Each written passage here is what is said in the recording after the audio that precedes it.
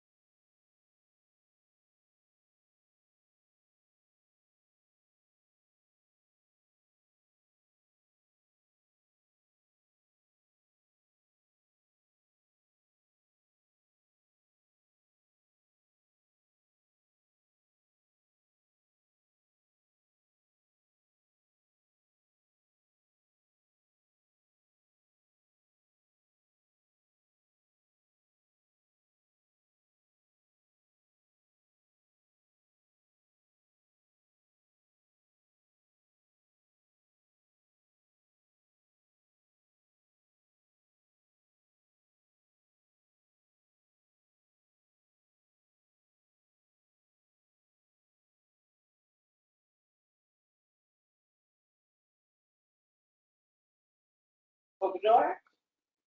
I also met with members of civil society. I met with youth. I met with members of labor. I met with farmers. I met with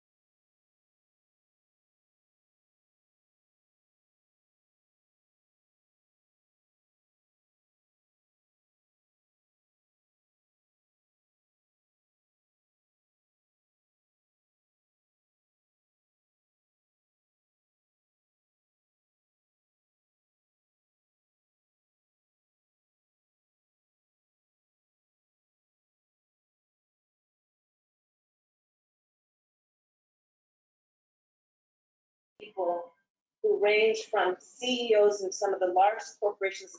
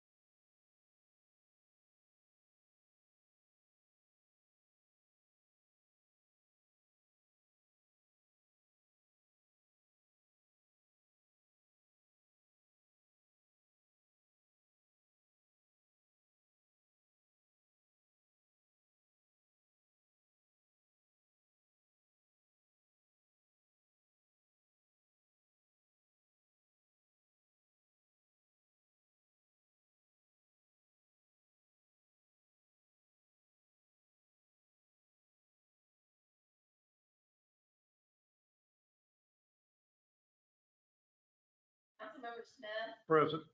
Councilmember Barron. Present. Councilmember Devon. Present. Mayor, we have a quorum. Great. Please stand for the pledge.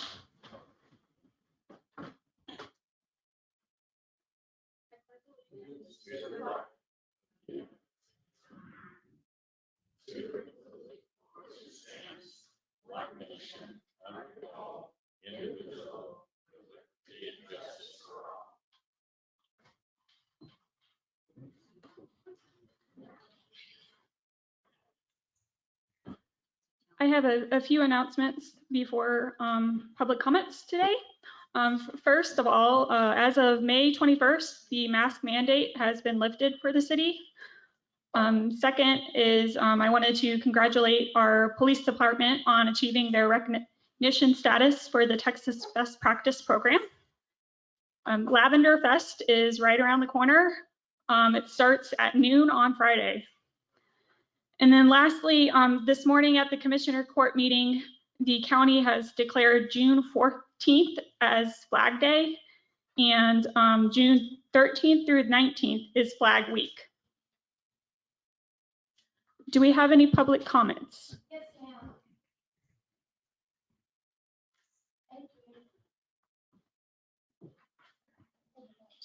Oh, wow.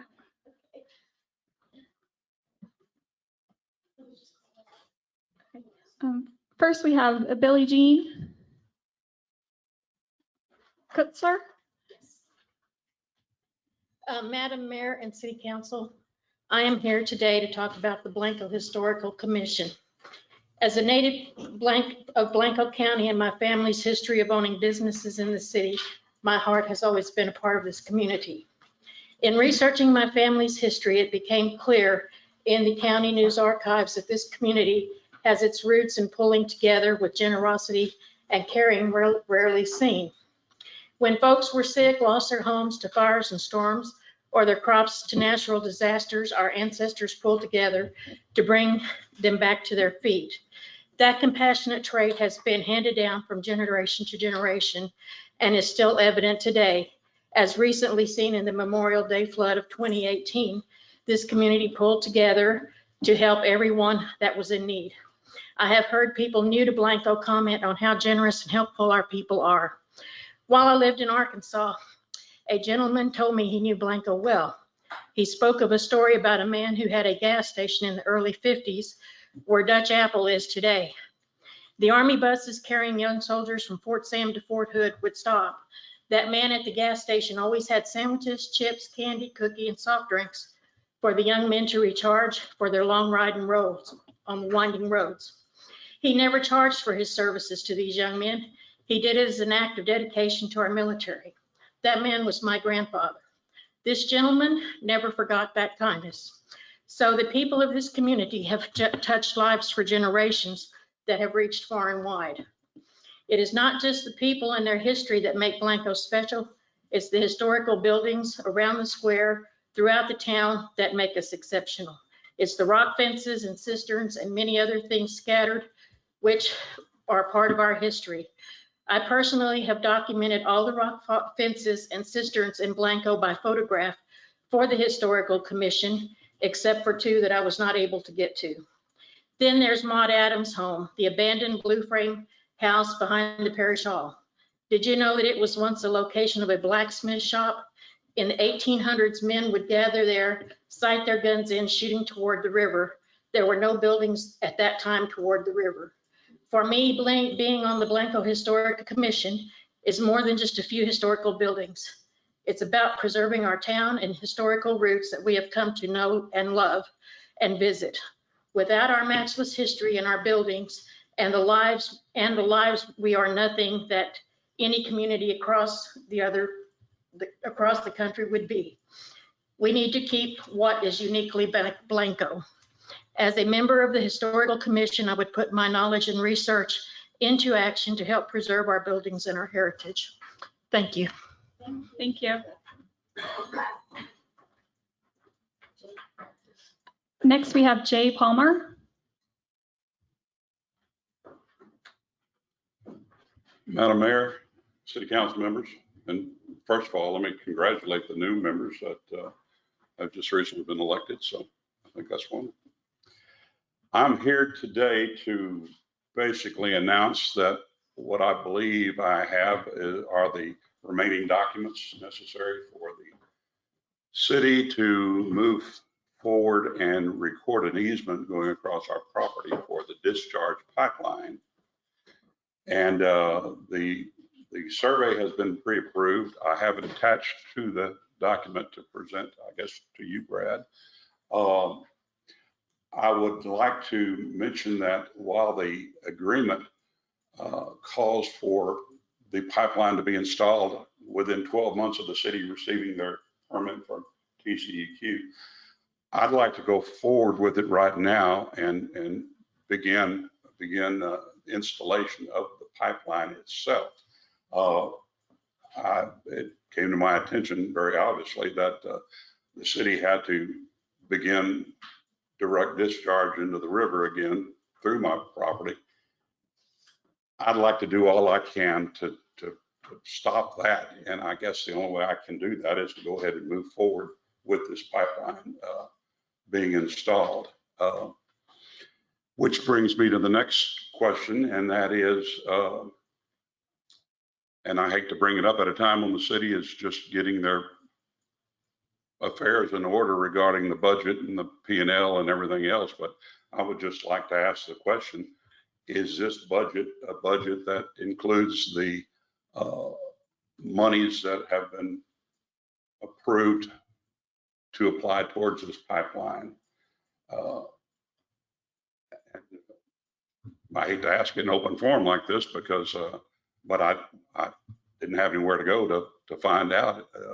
And that might have an effect on when I started. So I don't know if this is a question and answer period, but I'd just like to ask a question if the city is going to be ready for me to begin and complete the construction of the pipeline. And you don't have to answer it now, but that's just something that I'd like to address as soon as I can. So with that, I'll present Brad with everything that is in order. Thank you. Thank you. Thank you. Thank you.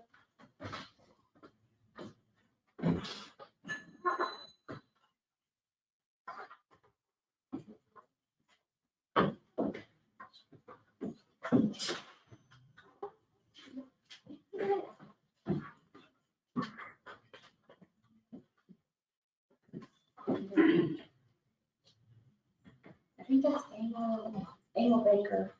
Is Emil Baker still here? Did he leave? He left, okay. Or did he leave? Harvey Linderman. Madam Mayor, City Council. I'm here to support the proposed resolution you're going to see today regarding the potential 30-foot drawdown on the aquifer by the, proposed by the State Groundwater Development Board in the next 10 or 15 years. And talk a little bit about the wells around and what the effects that might be. There's a handout, I think.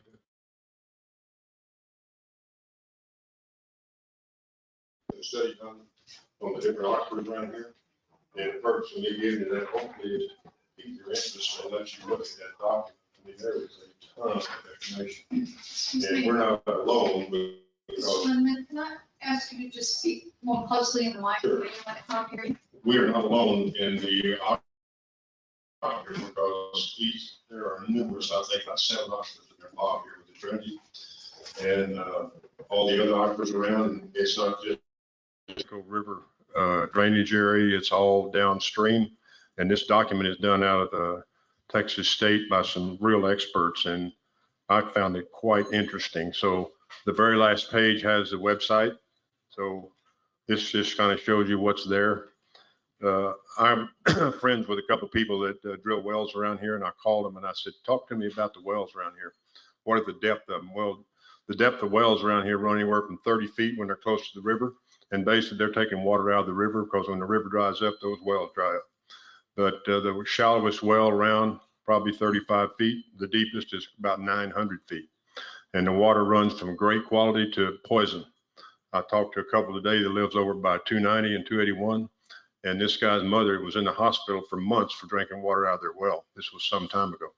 And they don't have that well capped, but it's got bad news in it. So they have a rainwater collection system.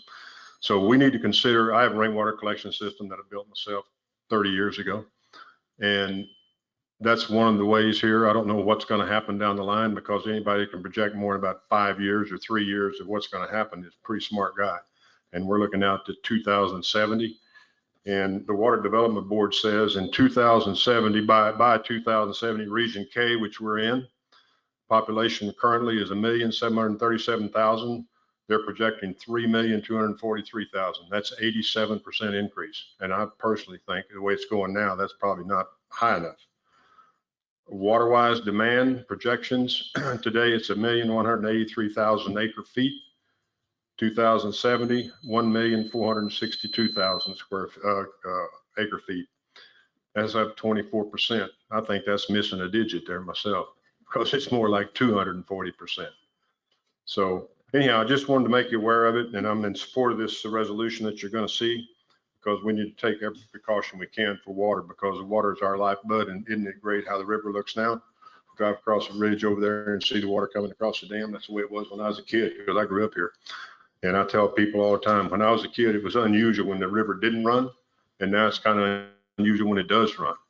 And I'm talking further on down the river, not so much here, because we got this great spring up here above the park. So anyhow, that's what I'd like to see y'all do. So if you pass the resolution, I think that's a good start. Thank you. Thank you.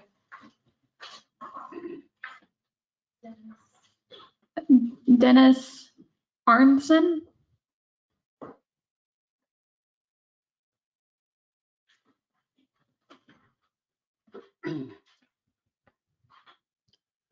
Madam Mayor, council members.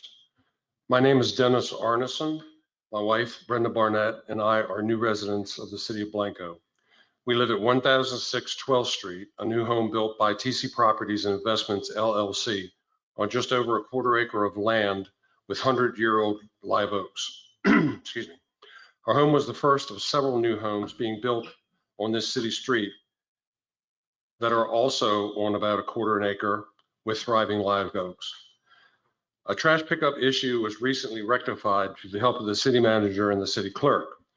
Through talking with a manager at Progressive Services, I was told that they would not pick up trash on this city street because of overhanging limbs and the condition of the road when it rains.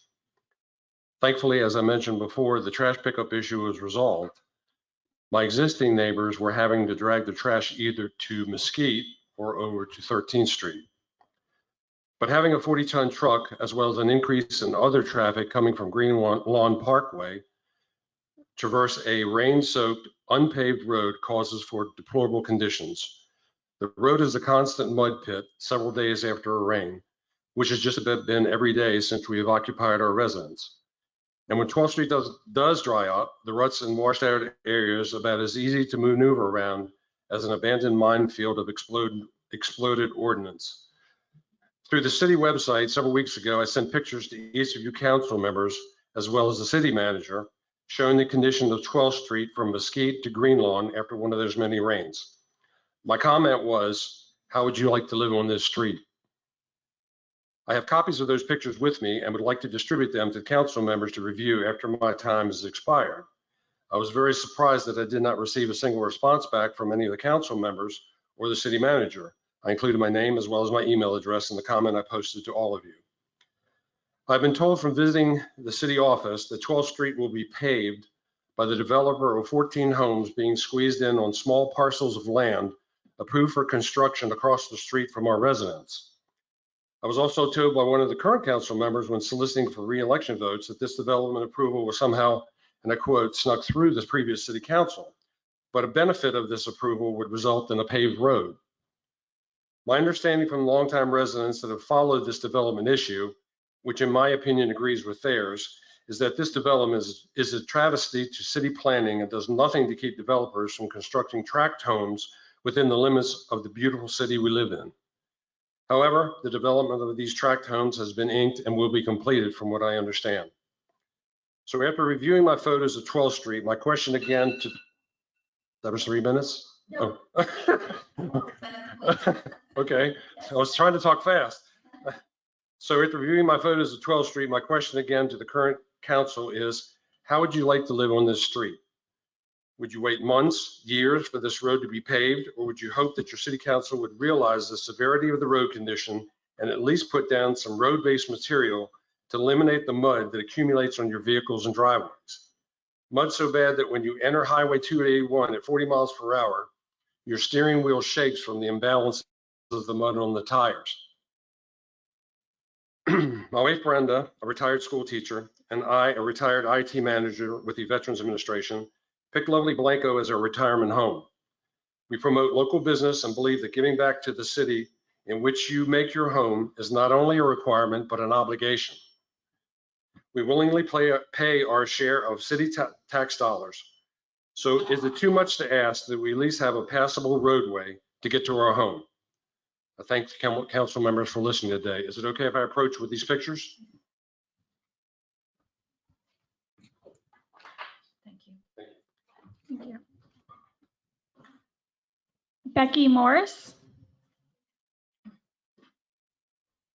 All right, I'm gonna hide behind the podium. All right, Madam Mayor and City Council members.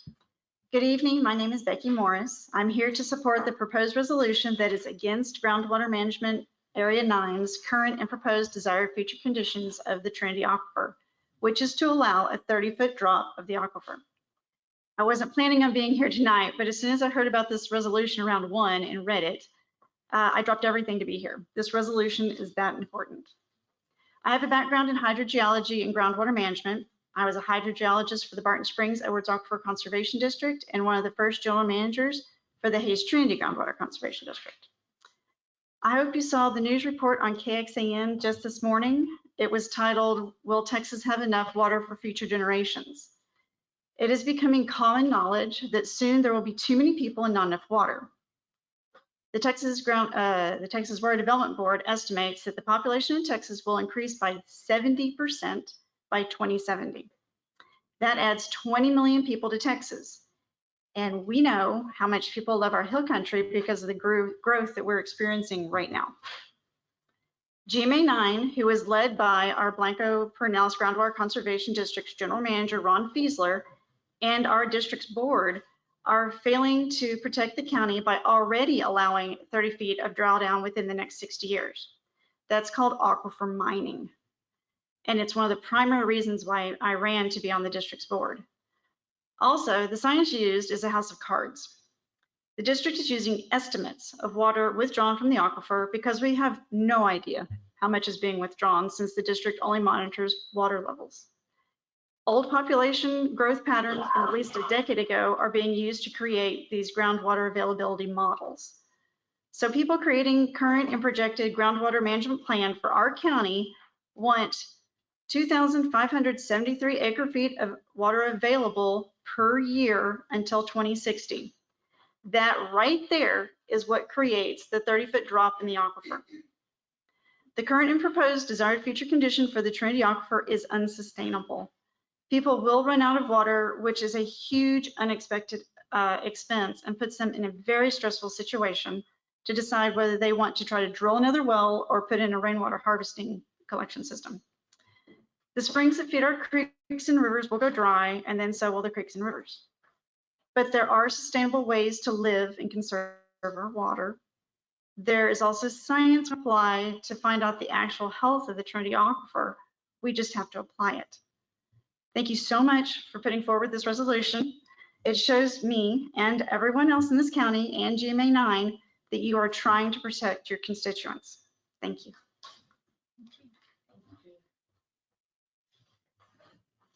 Gail McCullen.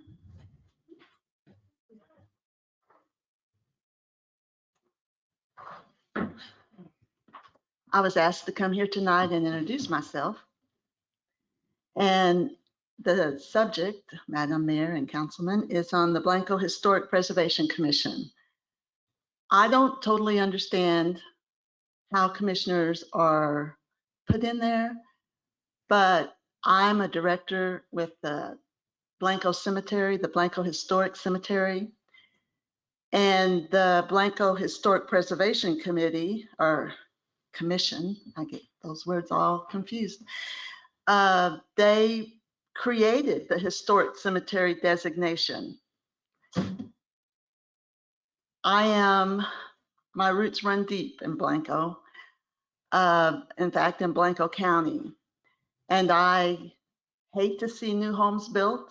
I'm anti-growth, you know that? Just in case somebody didn't. People come to Blanco and they expect city services like they got in Austin or San Antonio or someplace else. They shouldn't expect that. We have a lot of history here that needs to be protected, that is not valued by many newcomers. It is valued by some. It's not just a nice little country town. We have history back into the 1800s that is just priceless. If it's a choice between me and Billie Jean, you choose Billie Jean because she's got the history and she's lived it, and she knows so much more about the town of Blanco than I do. But I would like to say that because of the cemetery not being represented on the historic commission, that perhaps one of the directors should be on there. And of all of the directors on there, I'm the one with the history, so I volunteered. Kind of against my wishes, but you can ask Retta Martin if anybody ever gets by her, if she asks them for something. Isn't that right, Retta? So that's that for the commission. But I do want to say something else. And I went to the open forum Saturday night with P&Z, I came away with a win-win because I don't think Susan came away with the same win-win. I think she felt like she was beat up. But the citizens of Blanco, the people who have lived here for many, many, many, many years were there and they had their voices heard. Susan heard them. The other people on the commission heard them. You know, I'm pretty plain spoken. I know Keith knows that, but anyway, a lot of the people in Blanco consider y'all the enemy. You're not their friend. And with that forum on Saturday, people felt like they had a voice. A lot of anger came out because they felt unheard for so long. So my recommendation, for what it's worth, is that maybe y'all could hold an open forum, because the most interesting part of your meeting is the people who come to say something. And they're only allowed 3 minutes, but Saturday night they could get up and sit down and get up and sit down as many times as they wanted to. And maybe the P&Z people felt unloved, but the Blanco people felt loved. So if you can find a balance there, I would like for the city to not be the enemy of the people who've been here for so many generations. And I think it'd be a win-win if you did that. I'm sorry if I stepped on any toes. Thank you. Catherine Romans, sorry. Hey there, no worries. Mayor Lumpy and city council members, thank you so much for having me. My name is Catherine Romans. I'm the executive director of a nonprofit organization called the Hill Country Alliance. And we have partnered with many of you over the years on creek restorations here in town, on educational forums up at the Gem of the Hills, on protecting night skies here in the city of Blanco. And so first of all, I want to say thank you for all the hard work that you do for this city. I'm here specifically tonight to voice my support for agenda item number 9, which is a resolution and a sponsorship agreement to join forces with the Hill Country Alliance to host one of those educational forums that really is our specialty. So we have had a long partnership with Matt Lewis, who is a city planner who's worked in a variety of cities, from San Marcos to Buda to the city of Austin on city planning. We've worked with him before on hosting workshops to talk in grand terms about what it means to plan for our cities, what we want and our rural hill country communities to look like and feel like in the next 10 years and 50 years and 100 years beyond that. I want to commend the city and in particular the Planning and Zoning Commission for all the hard work that they've been doing over the last several years. This workshop is not at all intended to be a reflection or investigation of that process. This is really meant to be a high-level overview of what it means to plan for and design cities that we want to be proud of and we want to live in and that are thriving both economically and for the environment. So that is a little bit about the workshop that we've kind of worked up with Matt Lewis. I would welcome any questions that you might have when you get to that item on the agenda. I also want to thank you. I know you're tackling a lot of difficult issues in just tonight's agenda, from the mud ordinance to the future of our groundwater conditions in Blanco County. And so again, I just want to thank you for y'all's leadership and offer the Hill Country Alliance as a nonprofit that wants to be a resource for each and every one of you. So thank you. Thank you. Thank you. Pamela Capps. Good evening, Mayor Lumpy, City Council. I am asking the City Council to table the approval of the Historic Preservation Commission reassignments until the commission have had a chance to review these new applications. Thank you. Thank you.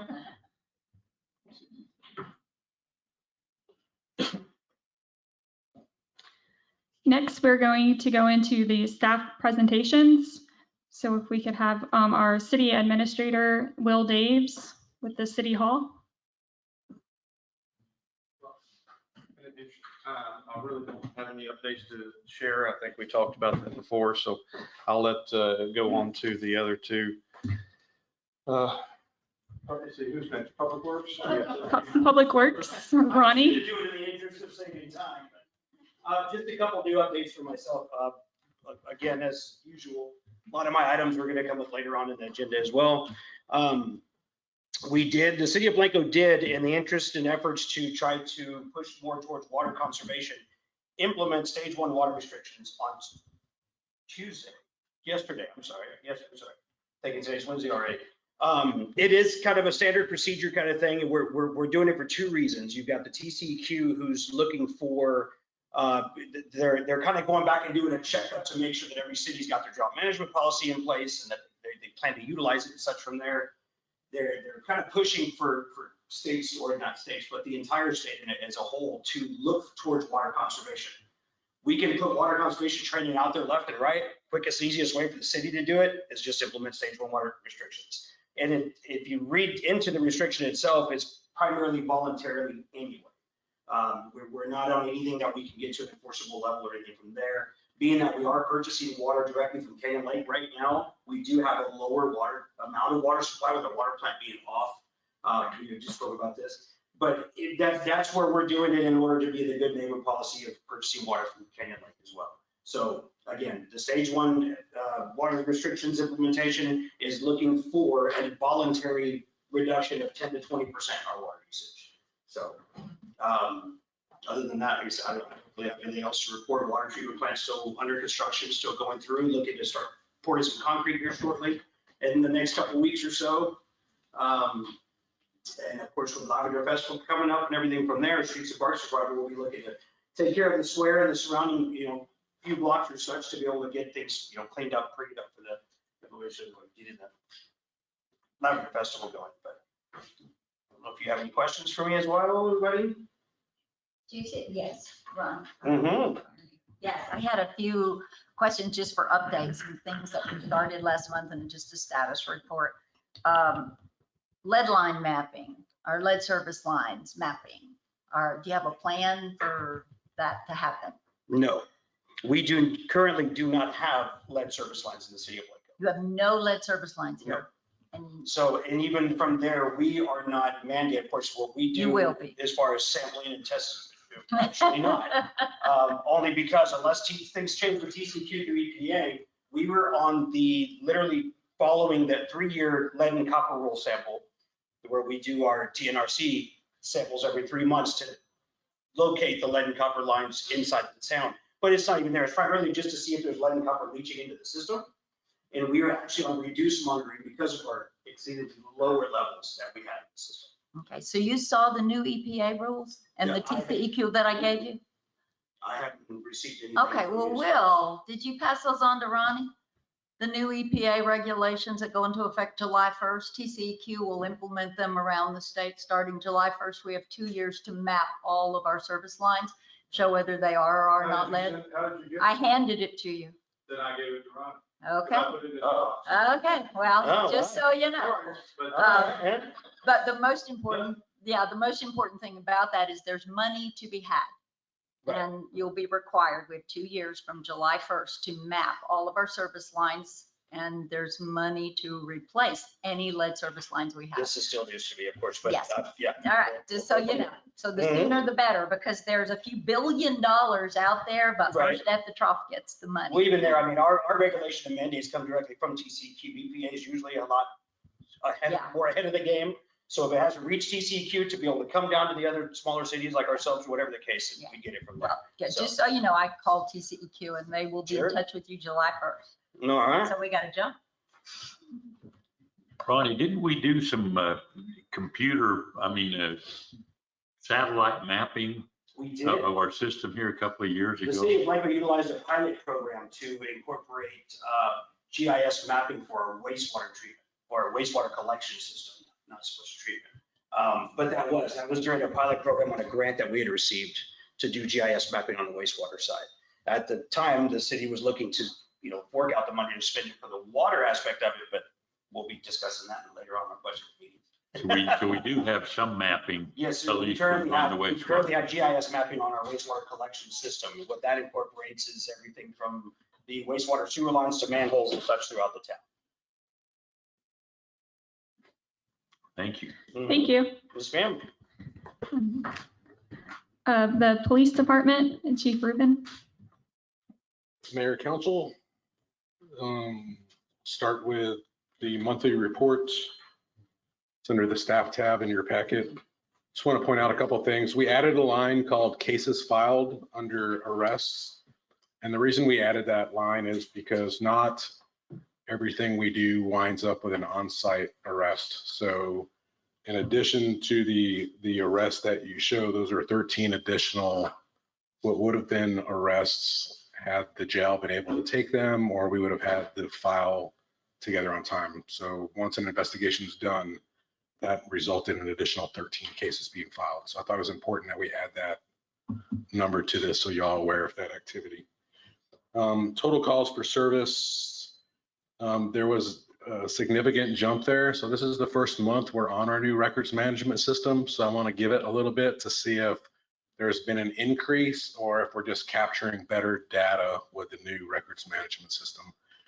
My feel is that things are increasing. From the time I left the office Friday night to the time I got here Monday morning, we had made 5 arrests. So there's an uptick of activity. So I think that's bleeding over into calls for service. Traffic enforcement, those numbers also increased quite a bit from the month before. And part of that is, as I told y'all, as those 2 new officers get into their shadow phase, they're in their own vehicle. So that's kind of, it's a force multiplier on more officers on the street. So that relates to more work being done and more violators being caught. Also, like everybody else mentioned, Lavender Fest is this weekend. So the police department will be manned up for that starting Friday morning, and we'll be out there 24 hours until it all ends on Sunday. We'll have 24-hour coverage on that. Happy to report we have completed the recognition program best practices. We received the letter that we have completed that. We had minor, the way it's worded is you have major and minor discrepancies. Major discrepancies are if you have to add any language or put a policy in place. Minor discrepancies are, could be the policy was there, but the proof wasn't in the file. We had one major hit, and that was I have to appoint a program manager, and in that appointment letter, I have to require them to have a system in place to manage the program. So I had the letter appointing, but I didn't have the sentence in there that said, and create a system. However, he was able to provide the assessor the system that he has in place. So because I had to add that one sentence, it is classified as a major discrepancy. If that's our major discrepancy, I slept good that night. And 3 minor discrepancies were we had policies in place, but some of the standards required language from 2 different policies. And so we had to go and make a copy of something we had and stick it in the appropriate file. So I was very happy with the results. Officers all did a very good job. They all worked hard on it. And hopefully next month we'll have a formal presentation from the association with that certificate. October 30th is Real L. They're going to have their ride again this year. So October 30th, if you're not on a bicycle, I'd stay away from the north end of town on 281. If you're on a bicycle, just kind of blend in and we'll wave you through. So, and that's my report. I have a question. I'm looking at the calls for service that we just talked about. Yes, ma'am. And the number, the big increased number here, 185. That's not a total of all of the things below it, though, right? I think Right. that's what I was looking at. Yeah, correct. So again, like we talked about, so these are the things that I thought council would kind of be interested in on a month by month basis. Okay. But because we deal with people and I can't predict what they'll do, we could have one-offs every month. So the total call for service number is not, we don't list all 185 of what those things were. Okay, I missed that part. I was just wondering, like, that didn't look like the right amount of numbers. No, I'm not good at math, but I saw that too. It's kind of like on the arrest, the individuals and the offenses, because one individual could have multiple charges. So those numbers very rarely equal either. The same with citations and warnings. Someone can get 1 citation, 2 warnings, 1 warning, 2 citations. So those Right. numbers never, the math just doesn't work. Okay. Chief, I do want to thank, is it Sergeant Thornhill? Yes, ma'am. That I would have been, he did a very nice job of being patient with me and explaining those numbers. Because while I can't balance my checkbook, I do like to add things up in Yes. other places and have them come out. So I appreciate his taking time and walking me through why that number was that, but this number was that. So And I look at this every month and sometimes I catch myself like, that doesn't equal okay. So it's new math. yeah. So, good. Thank you all. Thank you. Thank you. We are going to move into the consent agenda and Could we adjourn into executive session at this time? oh, yes. We're gonna move things up a little bit and go to executive session now. So at What are we going to do? Item 1. Okay, I'm gonna go ahead and, I want that to be an open session. It's me on there. I know my phone works. No one's told me what it's about. So let's make it open session. Okay, You're not going to executive yet. Oh, but we still have to read it, right? We're just moving it up on the agenda.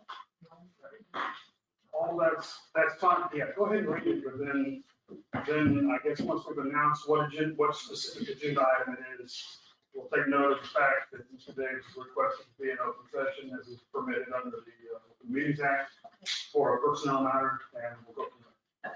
I have a question, Brad. Yes, ma'am. So he can request that it's an open session, and then do we have to have it in open session if he requests that? Yes, ma'am, that's under the. Okay, I'm just close. Yes. Thank you.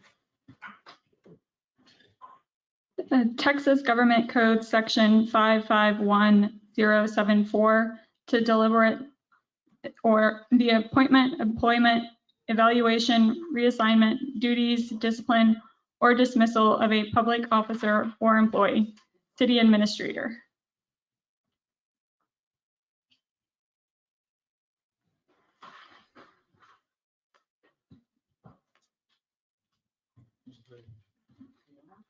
Yep. I guess basically, I think it's in the best interest of the city to, and number one, Will, let me just be open about this. I thank you for what you've done, for you stepping up and accepting the role as our city administrator and helping our city. I mean, I don't have any questions concerning your dedication, but I feel it is in the best interest of our city.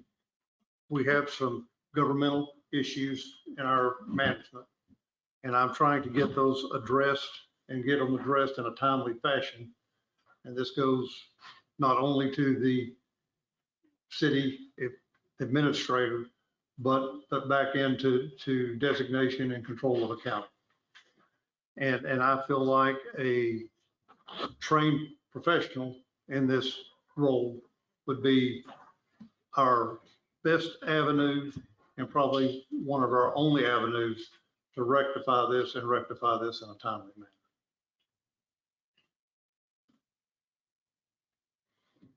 I mean, I'm open for discussion. This was one reason I requested that when we were considering the hiring of a consultant, that maybe we needed to look at our city administration. We have some serious issues, and again, it may. I think Will have done a yeoman's service here for us, but I think it would behoove us to look at the parameters of the job and look at, I don't know, take a broader look at it. I was not opposed to our consultant, but I think maybe we need to do some things in-house along with that to overcome some of the obstacles that we faced here in the last few months. As we look at our budgets and everything, we have some serious issues that perhaps we need to look at what the job entails and what is required to get, do the job to the utmost. Well, and I agree. I mean, I'm not belittling what Will has done. What I think is you've got, I mean, there's a professional training that's required for a city administrator. And Will certainly helped step up, and when we went a year without a mayor, and help, coordinate and run the city office. But I think to rectify the problems that we have that stem not just in this department, but are under the control of this department, that we need a professional. And I think we've got the ability to find one. I think we may have already found one, and would like to, once we finish this portion of the discussion, I'd like to go back into executive session and discuss some information with Ms. Kunstler.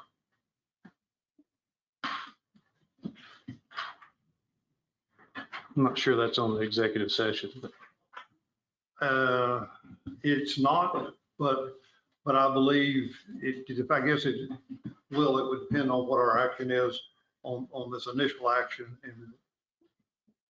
and I guess I'll defer to Brad on that. If we Well, let's go ahead and finish talking about me for a while. I like being the center of attention right now. So, any other comments? One question that, in the special meeting that we had last week where I zoomed in, at the end of the meeting, you stood up and said that the motion did not pass. And I'm just curious, because it turns out that actually in the Texas Municipal Code, clearly it did pass. I'm wondering where you got that information and what compelled you to do that. Well, do you know? Let me step in and I'll fall on that sword. I gave Will, because the city was considering in a special meeting, which has special forum requirements, because you were considering an unbudgeted expenditure, I had it in my head that requires a supermajority for the vote. It doesn't. Right. What is required is a supermajority for the vote, or something like that. If you're going to pass a tax, or you're going to do a zoning. And so I had it in did you advise Will to say that? That was my understanding at that time. And because you weren't at the meeting, you weren't at the special session. So I'm curious, you advised him ahead of time that if this motion came up, it wouldn't pass because of this. Is that correct? No, ma'am. What I said was that it would require a supermajority vote to pass. Okay. You advised Will of that? Yes, When? ma'am. When did y'all have that conversation? I'm just curious because our mayor didn't have that information. So I'm curious when you and Will had a conversation about that. I talked to Brad before most every meeting. I see. And especially on a special meeting type situation. And as a general rule, for anybody that has been following the city of Blanco town or special meetings in the past, for at least the past 3 years, every special meeting was required a supermajority vote that did not have anything to do with taxation. This was an expenditure, even though I felt that it fell under expenditure of tax dollars, but it doesn't. Right. But that's been the history here for the past 3 years, going all the way back to pipeline stuff and prior to that, which are none of taxations or zoning. I'm curious why neither of y'all shared this information with our mayor. Any reason? Because it seems like it would be good for her that she's new in this position. Would have been useful information for her. There's a lot of information that we try. I think I spent a lot of time. There are some things that slip through, but there's also an extremely busy days. Sometimes things don't get through. I'm sorry, it happens that way, but I spend as much time as she wants me to spend with her.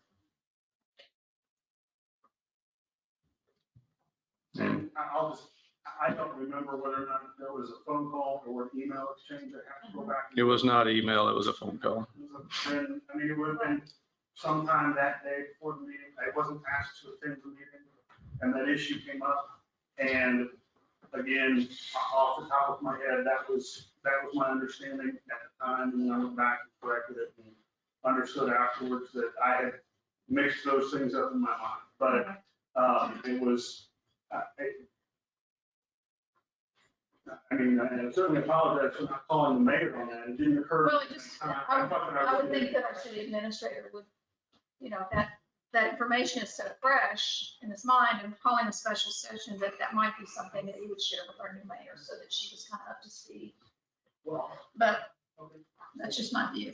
Just out of curiosity, related to this, when we took a vote to approve that subdivision with the small lots and whatnot, that was in a special session, special meeting, as I recall.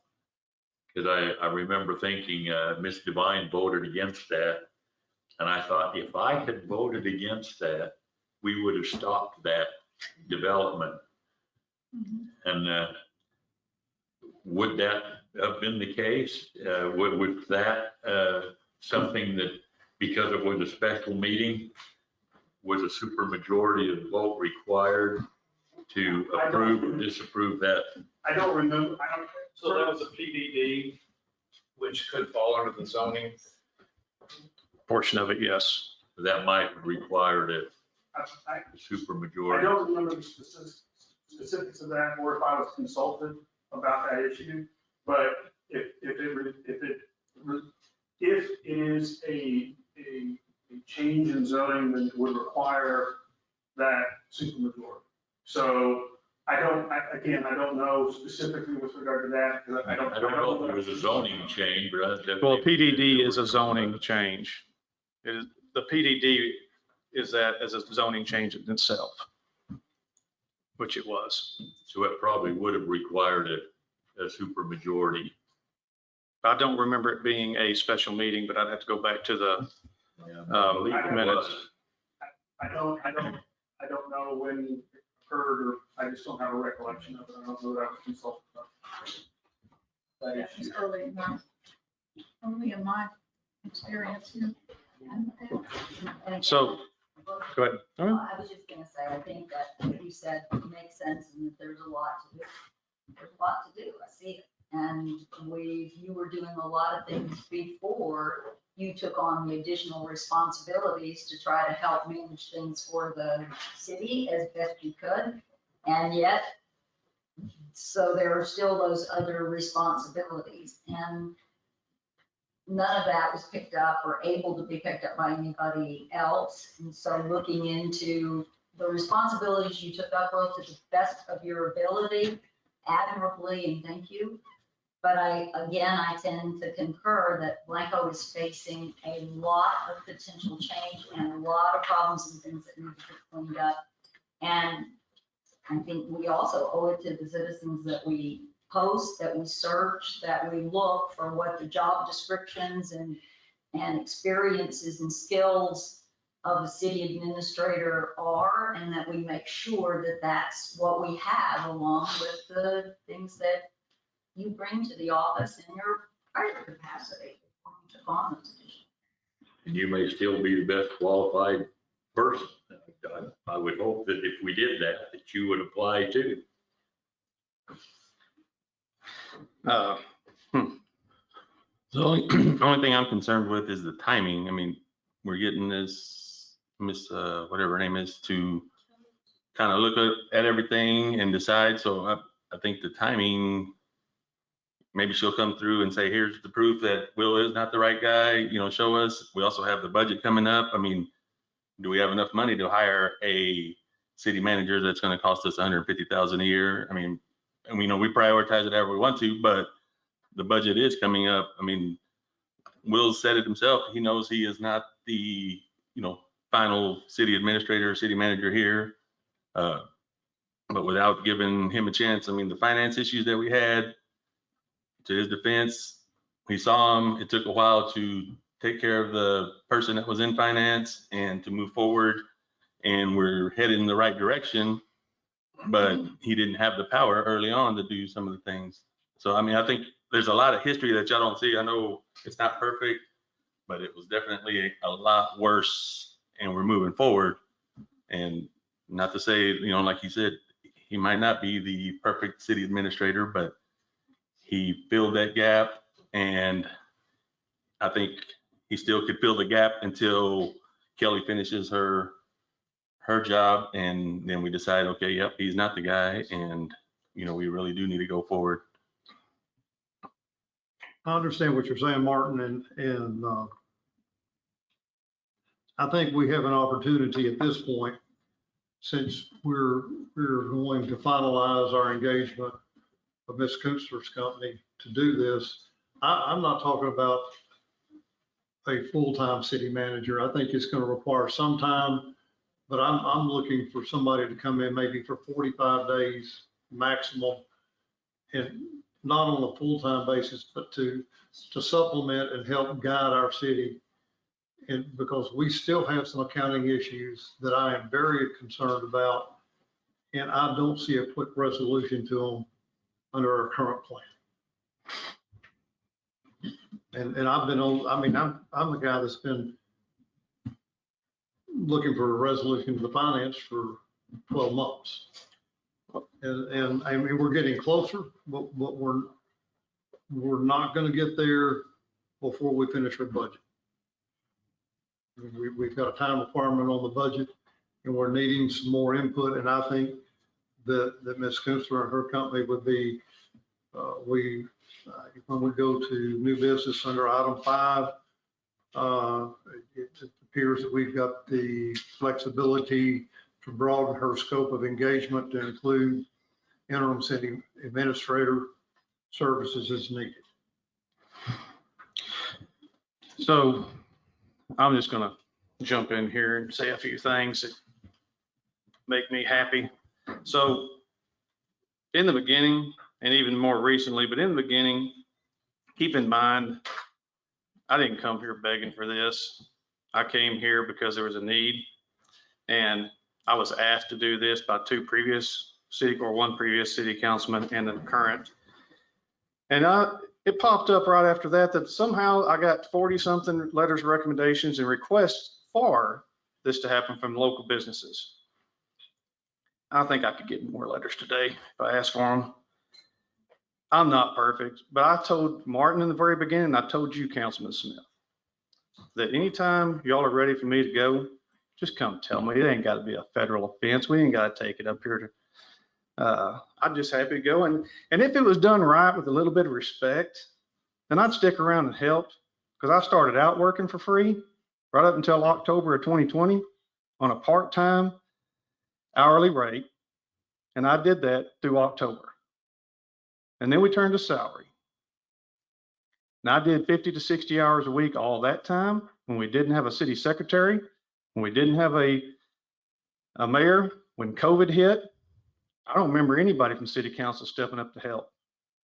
And I tell you, when snow had hit, I only remember 2 city councilmen ever out there being an assistance to the community. So I'm not asking for anything special. I do think for the sake of the people, for the sake of the finances, for God's sake, you keep putting that as like it's the biggest problem that I created. This goes back to 2016.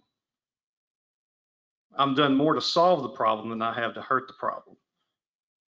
So being that up until last year, we hadn't raised any rates, our wastewater plant was running an upside down budget, and we've already fixed that. Being as we went through the damn task force to find out that we might know what we're doing. Let y'all hire your own engineer. Find out that we might know what we're doing.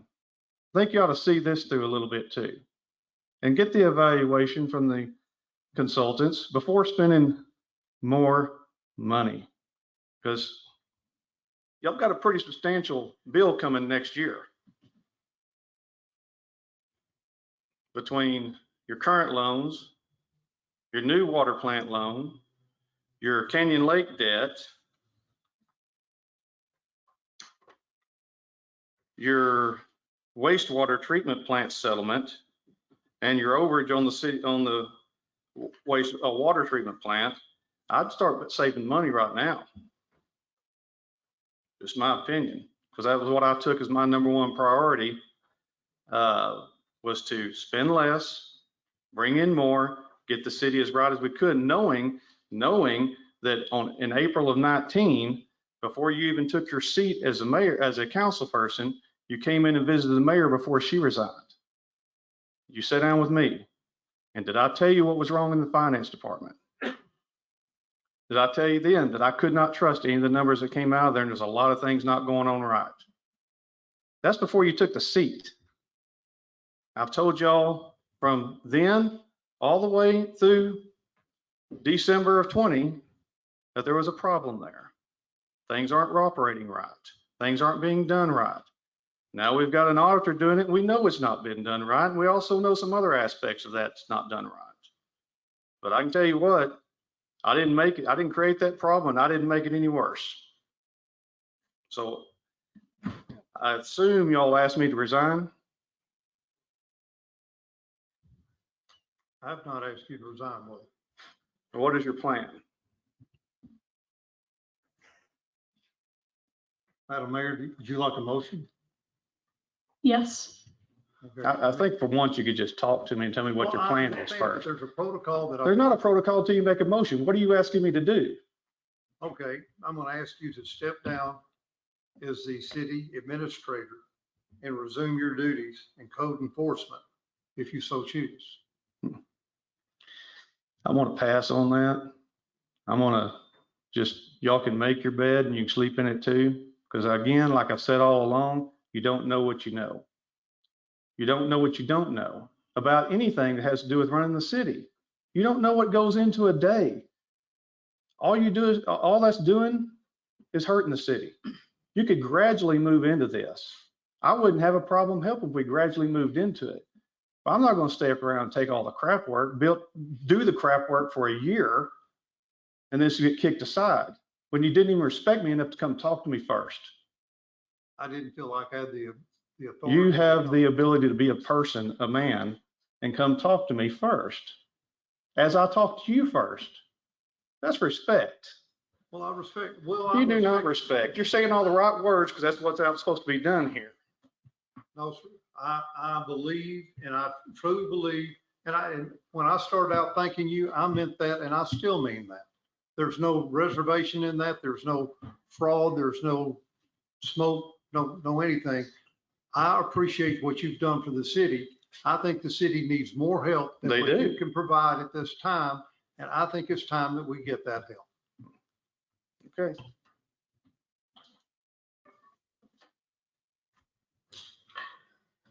Now, are you ready for a motion? Madam Mayor? Okay. I'd like to make a motion that we thank Will Daves for accepting the role as a city administrator and for helping our city. And as of this date, the council no longer requires his services for this position. The council further requests that he resume his prior position in code enforcement if he so chooses. Okay, we have a motion from Councilmember Smith to thank Will Daves for taking the city administrator role and helping the city. He's no longer. Can I help? Yes. Okay. As of this date, council no longer requires his services.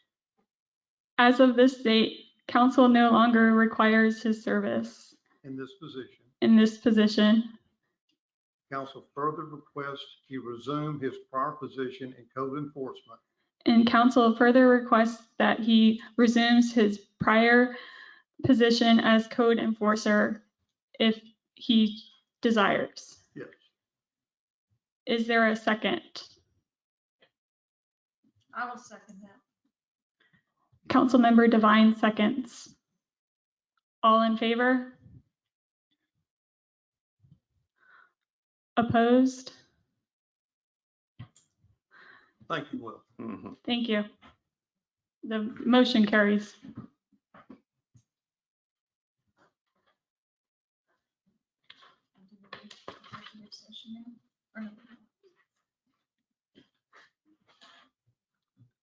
Okay, we're going to go to the consent agenda, and just to remind everybody, the following items may be acted upon in one motion. So the first thing is the approval of minutes from the May 11th, 2021 City Council meeting. And the second one is approval of minutes from May 25th, 2021 City Council meeting with amendment to item 1, proposal from Kelly Kinsler regarding consolation and evaluation of staff and city structure to show motion made by Councilmember Smith was approved by council with a 3-2 vote. Do I hear a motion? To accept. Approve. Councilmember Barron moves to accept. Is there a second? I second. Councilmember Devine seconds. All in favor? The motion carries. We are going to go into old business now, and the first item is to discussion and possible action on ratification of resolution 2021 R003 adoption of MUD policy. And just a reminder, we adopted the red line version at the previous regular meeting on May 11th.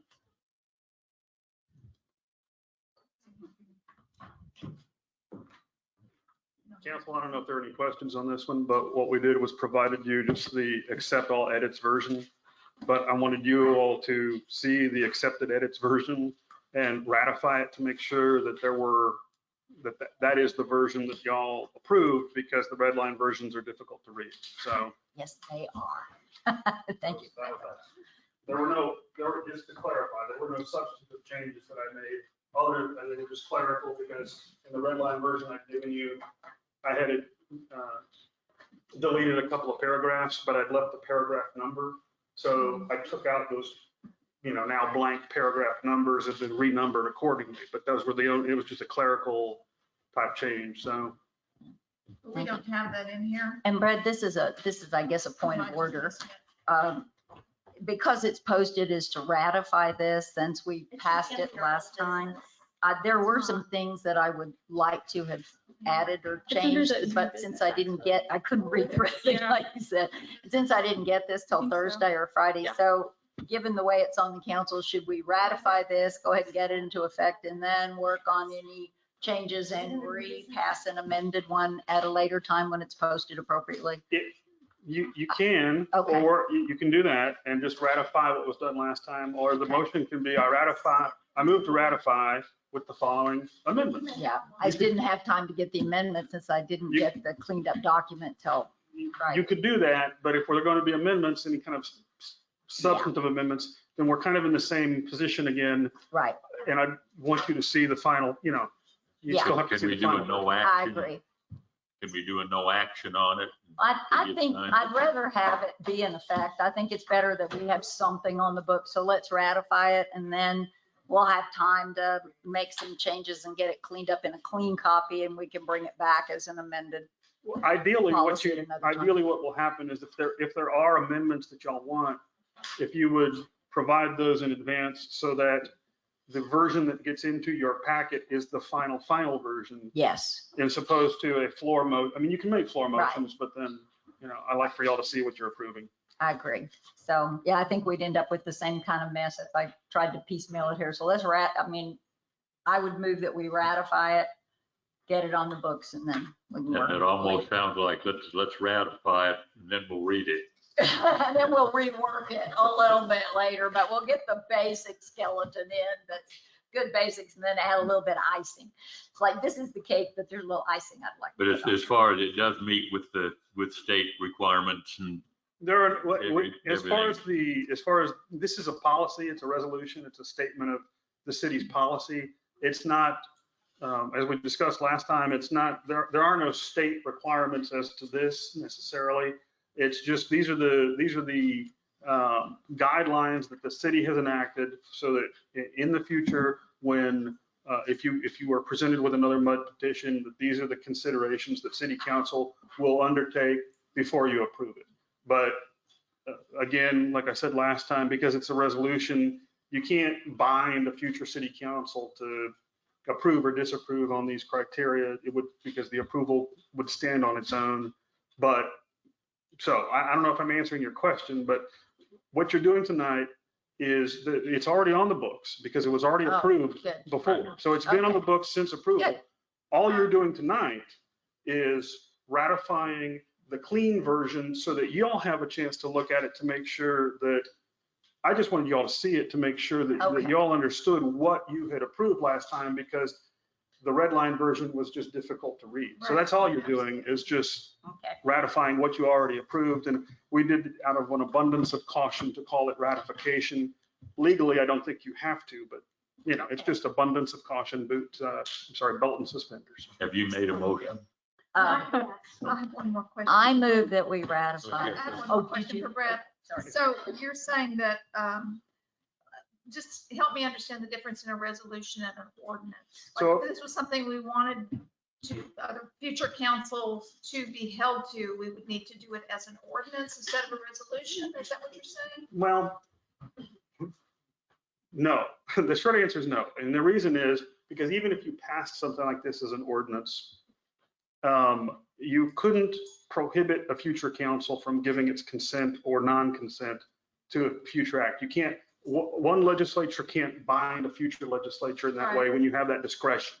You can't eliminate or take away that future discretion. That's just what I wanted everyone to understand. So in the future, if someone comes with a mud petition, then the council is going to have this resolution. And I presume any member of council is going to say, okay, has it met A, B, C, D, so forth and so on. And if it has, then that's what's going to garner your vote in favor, and if it doesn't, it's going to not garner your vote in favor. But ultimately, that's the decision of each individual legislator at that time. If a legislator wants to say, you know what, I want to vote yes, even though they don't do all of these things, we can't stop them from doing that. Right. That's all so that if it's an ordinance instead of a resolution, is that also true? It would be an ineffective ordinance because because that legislator can still vote the way that they want to vote to approve or disapprove. I think that if I'm in lay person, an ordinance is enforceable. Yes. An ordinance is actually enforceable because of our relationship with the mud and the way mud law is.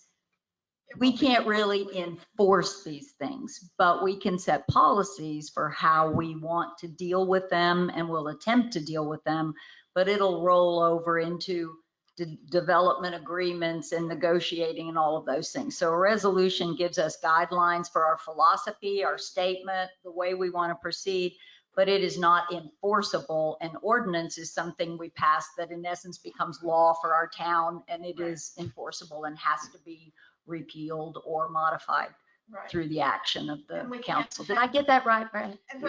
You deserve the city attorney hat. We can't have an ordinance. That's right. But yes, because yes, that is correct. That's yes, ma'am. Yes, And ordinances have like fees and stuff. Well, they're enforceable. I mean, we can't hold the mud to this. If the mud said we don't want to do it and took us to court, we can't enforce it because of all the other laws involved. So that's a difference. An ordinance is, by God, this is our law, it's our rules, it's our regs, we'll enforce it.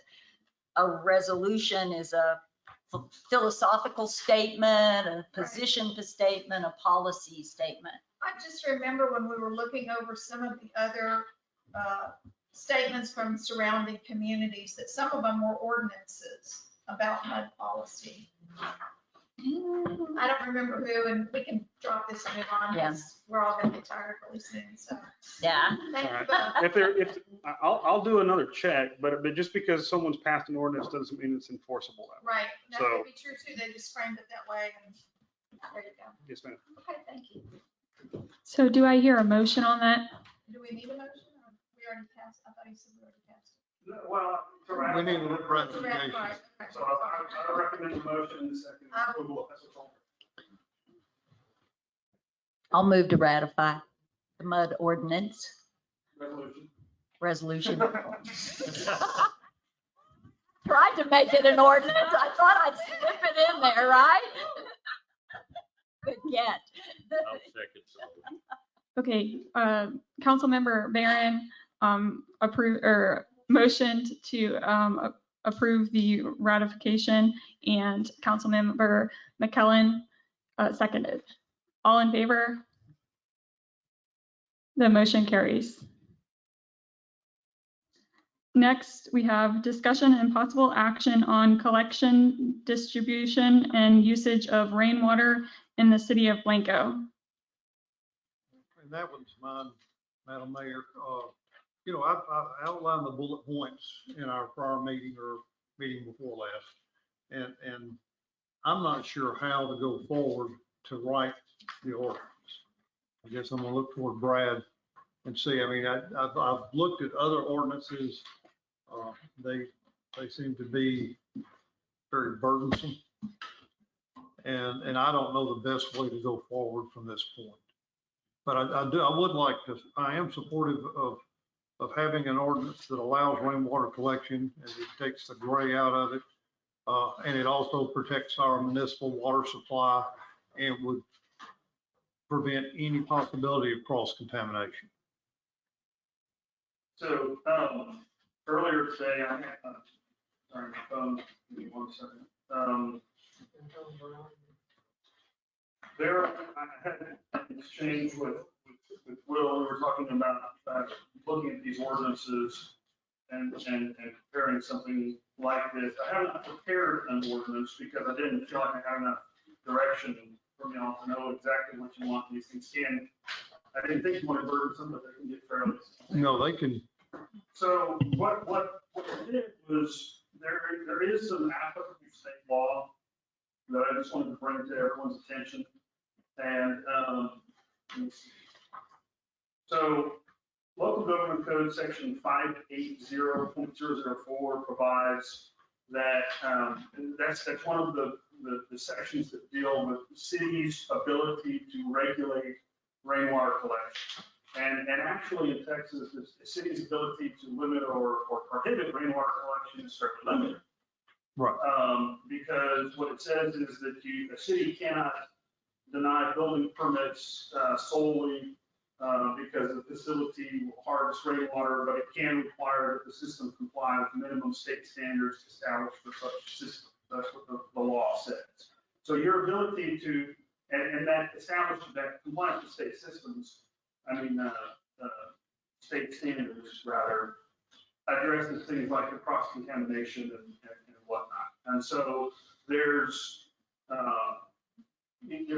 it's basically, you can do it, you need to set it up in such a way that you don't cross, there's not a potential for cross contamination. Right, and that was in that bullet point that I laid out. That's what we were pushing for, that anybody that would have a permitted system would be mandated to have a cross-section control device. That's how it be tested yearly. Right, that's what we talked about. I've only got the one copy, but what we did was I sent to Will earlier today, there's a handout, I don't know if y'all have seen this or not, from Texas Water Development Board. Have you seen this one? I have not. It's just, this one from Texas Water Development Board is a one-pager that discusses that. Here's something from the state of Texas, the basis of Texas water law, and then here's a Texas manual on rainwater harvesting from the Texas Water Development Board. So these are the things that we would use as the basis to create whatever it is that you want. And what I would do, frankly, is you give some broad parameters, and I would go find the existing ordinance that the city's already created, give it to you, you modify it the way that you want, and then I'll get the bullet points to you. Okay. And we can go back over that. You like this copy? I actually have looked at that. You got it. And that one I think is too thick. I'm sorry. So, so I'd like all of the council to have copies of these so that we can look at it and know what we're voting on. Scan them, I can scan them. If you don't want to kill all the trees, what I can you just do scan them. is, well, you didn't have to Trees do are that. good with me. I read better on trees. Okay, that's fine, because I had sent Will the link, that you can go and link to these, but if you prefer hard copies, then I mean, whatever else. Well, I'm not speaking for everybody else. It's easier for me to read on paper. Certainly. But we've got, or out for you, it's got the links, so that anybody can, we just look at the resources available on, the internet with those documents. So we do need. So, no, I don't have any action on that. okay. We're going to move on to number 3, discussion and possible action on resolution adopting a development agreement policy.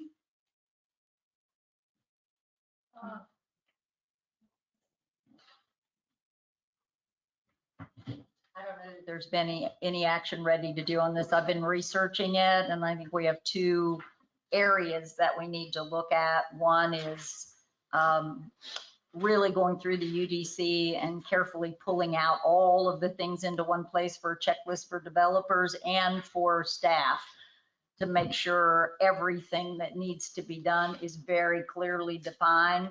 And in that process, I think we'll also identify if there are some issues in the ordinances that would be a good time to look at that. And then beyond that, just an instrument to work on negotiating whatever areas are not covered in there. So I'm looking for some samples of development agreements as they currently exist. I also have some awesome checklist formats, but that means going through the UDC and pulling out all of the things that are involved and getting them in one place. So I've started, but I need some more time. When you say examples of development agreements. Mm-hmm. You gave us Buda and the game. So what I previously provided were those development guidelines. Yes. You know, right, Like the checklists and the references to all the UDCs that pertain to those kinds of You're not things. asking for examples of actual development agreements that cities have entered into. No, I'm not. If you are, see, we've got plenty, we drafted a lot of them, but if you want to go to, like this, for example, the city of Kyle, you go to their website, they've got like 30 or 40 development agreements that they've entered into on all kinds of things. Right. It's just one nice place, but I just wasn't sure if that's. Yeah, I think what I'm trying to figure out, and you can help me with this, amen, is that of the things that we've already addressed in the UDC and all the things we're asking for from landscaping and lighting and setbacks and building materials and all the things we can't, what are the things that are not covered specifically in the UDC that may be subject to negotiation? So what are those kinds of things that might need to be addressed in a development agreement that would go beyond our checklist of all the things we already have in the UDC? So if you know that, that would be awesome. If we've got everything covered, then super duper. I'm happy to have you know how to contact me, so I'm happy to have that Great. conversation. Super. Thank you. After attending the P&Z open forum the other night, what I heard the citizens saying is that they don't want houses too close together. Looking at lot sizes and that kind of thing, and that ought to play into here somewhere about how the citizens feel about the zoning and what is required in a housing and lot sizes and those kind of things that we might want to address a little more thoroughly. And I think we will. I think you were there for some of it last night at the P&Z. I was. We had an extensive conversation last night with P&Z regarding kind of zoning principles and everything that I probably talked too much. Yeah. That's what I do. That's right. I ain't seen a good one to shut us, so to be fair, they said no. So, But if you want something like that at a workshop, a similar kind of presentations have to be provided. That's up to you. And I think we have that agenda item here. Okay, I'm gonna move on to new business. Number 1 is discussion and possible action on approval of resolution 2021 R004, renewal of municipal court judge. And this happens every 2 years.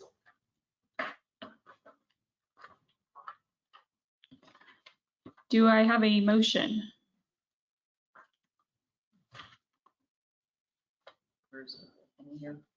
I'll do it.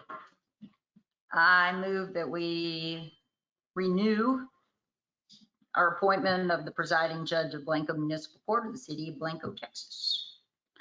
Okay, Councilmember Barron has moved to approve the resolution renewing the appointment of the presiding judge of the Blanco Municipal Court of the city of Blanco. Do I have a second? I'll second. Councilmember Smith seconds. All in favor? The motion carries. Next, we have discussion and possible action on approval of commissioners for the Planning and Zoning Commission. The July term is July 2021 through June 2023. And at last night's meeting, 2 more members were approved by the P&Z Commission. So the recommended commission consists of Susan Moore, Chair, Trey Pryor, Vice Chair, Brandon Carlson, Christine Anderson, Heinz Roche, Loris Perkins, and Neil Nines. Do I have a motion? Now, these are new ones, yeah. The new ones would be Brandon Carlson and Heinz Rose. Brandon Carlson lives outside the city limits, but he is a manager and involved in a local business, so that's the role that he fills. Neil Nines lives in town, so he represents the residents in town.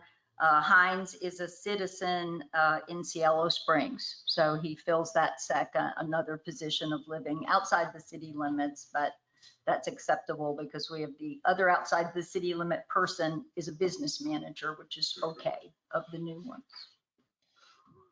How long have these individuals been in the area? Are they old timers or they've been here for a while? New. Brandon Carlson's been here about 2 years. Heinz has been here about 2 years. Neil, Madam Mayor, he has been here about 7. But he's had, yes, he's already approved. Right. And, oh, that's right. And yes, he's lived here for a while. Yes. So what you're looking for is a motion. A motion to approve all of the commissioners for the July 2021 through June 2023 term. Now, this is P&Z that is recommending these people.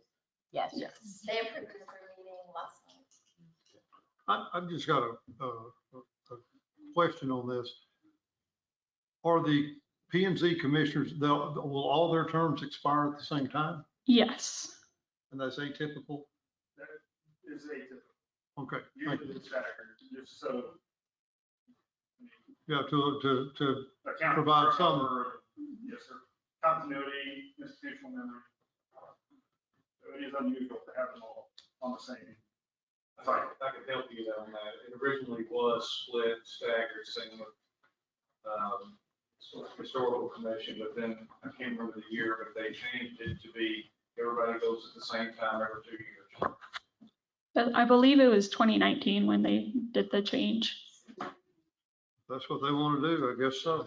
17. Yeah. Who determines that? Is it the P&Z that does that, or who establishes the terms of office? I think council does by the UDC. Yeah, because the terms are defined in the UDC, so, you know, we could change that if we wanted to at some point. Yeah. That might be something to look at in the future, but at this point, Yes. I'll make a motion that we approve the terms of the members July the 1st, 2021 through June the 30th, 2023 as recommended by planning and zoning. Okay, Councilmember Smith moved to approve the Planning and Zoning Commission term July 1st, 2021 through June 30th, 2023. Do I have a second? I'll second. Councilmember Barron seconds. All in favor? The motion carries. Next, we have item number 3, discussion and possible action on approval of commissioners for the Blanco Historic Preservation Commission, term July 2021 through June 2023. And I would like to, just in light of being introduced to Billie Jean and having Gail, you know, I don't know what she wants me to say. She got wrangled by Retta into coming on this. I would suggest that we wait until the Historic Preservation Commission has had a chance to consider these applications, these new applications, before we approve reapprove the current commissioners. Is there a set number of commissioners on that commission or? 6. I believe that's 6. Ms. Red is there to. And I think we face the same thing here, which looks like, and I believe when I read the commissioners, they're supposed to end up being in staggered terms. I mean, I have to confirm that. But again, while we're looking at when the commission came back to us, perhaps there's a recommendation of staggering. So a 2-year term for a few and a 2-year term for some others. So when we approve, when they bring us a recommendation, maybe the commission will bring us some more information or recommendations after considering and think about that on the terms for it. Right. Do I hear a motion? Thought you made a motion. Was that a motion? No, that wasn't a motion. No, okay. That was a suggestion. That was my suggestion / almost motion. I guess my motion is to postpone the approval or reappointment of the Historic Preservation Commission commissioners as stated until next month. Okay, Councilmember Devine has moved to postpone the approval of the commissioners for the Blanco Historic Preservation Commission until the July meeting. Is there a second? I'll second. Is there any more discussion? All in favor? Motion carries. Item number 4 is the discussion and possible action on approval of a resolution supporting City of Blanco's application to the Texas Department of Transportation's 2021 Transportation Alternatives Set Aside Call for Projects. And this is the Blanco Wheels and Feet. Laura Swinson is here to give us a little more information. Hello, my name is Laura Swinson. I'm the president of a nonprofit called Blanco Wheels and Feet that aims to promote walkability, bikeability, and alternative transportation for the community of Blanco. Our secretary, Chris Anderson, is also here tonight. I first want to apologize for not giving you more details about the project sooner, but I believe we do have 2 copies of the application here to pass around. Great.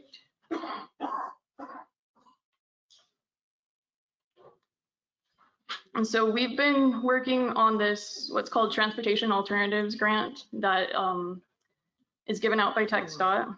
It's really very similar to the Safe Routes to School grant that Blanco got a few years ago.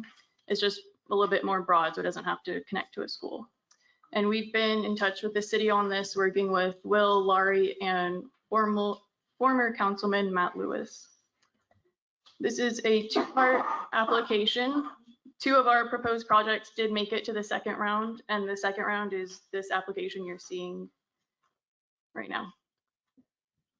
I'd like to take a little bit of time to describe the projects. So we're proposing a sidewalk on Blanco Avenue, which would run between Highway 281 all the way down to Loop 163 or Chandler Street on the south side of the road. The sidewalk would be 5 feet wide with a 3-foot buffer zone between the sidewalk and the road, which would have grass in it and also maybe trees and benches and other kind of amenities. I believe this is important because it connects the 2 apartments there on Blanco Avenue to Lowe's and the other stores down in that little retail center. For safety on this project, people already walk this route, so we want to make it safer for them. There's going to be a raised curb, which will keep cars on the roads in case they veer off, they won't run over someone. And also provide an elevated place for pedestrians to walk no matter the weather, I guess, because there is a big drainage issue there. And if it's just rained, you can't walk there. For this particular route, we've also heard that a lot of the seniors in the apartments have trouble walking to Lowe's because a lot of them use walkers and it's hard to use those on the grass. South side. The next proposed project is on Chandler Street. Would go from the bridge here over the river all the way down to Blanco Avenue, and this would be on this side, so on the west side. And it would be the same design with the 5-foot wide sidewalk with the 3-foot buffer zone. I think this is an interesting project because that's a TxDOT owned road, so we don't get a whole lot of, the city doesn't get a whole lot of say over that, I believe. And if TxDOT got on board, that would be great. I think this one's important because it essentially connects our north and south side of the town. You can't use a 281 bridge to walk across. And it also connects those same apartment complexes and some neighborhoods down there to the square, and also to the few retail stores down there, such as the Good Samaritan and the meat market. I wanted to highlight a few parts of the application. So the first one is kind of the photos, maps, and typical sections. Just so you can get a better feel for where this is. That's kind of in the middle of the application. Attachment B, project details. I also wanted to highlight the drainage issues I mentioned earlier. I know that's a big deal here in Blanco, and so I did add a lot to our budget to address drainage. That's on page 7. Also towards the end, attachment G, public outreach and support. So we've reached out to the community on social media, and we've done door-to-door surveys at the Chandler Place apartments and the Blanco senior apartments. Yes, sorry. So drainage over there, so in your plans, it's 88. So wherever it comes back down to the surface, it's all 88 constructed on both sides. Yes, so anywhere that on the side with the road would be a curb, but when you go down, like to exit the sidewalk, there would be a ramp down. So where it crosses the driveways, it's not just going to be. Yes, and so in the budget, I have accounted for ramps for both sides of every driveway along the route.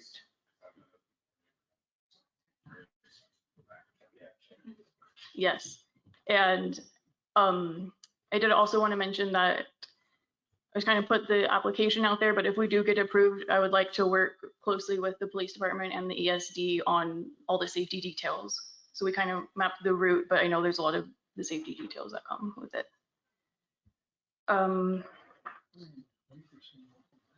So I can also explain the resolution you're voting on today, or if you need time to look it over or questions, I can wait. Laura, when is this application due and when would it go into effect if it's approved? When will you know? It's due on Monday, and they give the awards out in October. In October. And the reason I ask is that I'm looking, it's an amazing job you've done, and it's an incredibly worthwhile project. But it does mention that there is a potential for